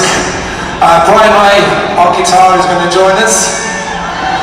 We're also going to be joined by Rod Argent and Colin Bloodstone from the Zombies. I believe Stevie Nicks aren't making me getting up with this, I don't know. Susanna Hoff is coming up to sing. And a gentleman whose band 45 years ago today released their last studio album. He fronted that band for about 5 years. He has fronted himself for over 40. Ladies and gentlemen, Mr. Ian Hunter.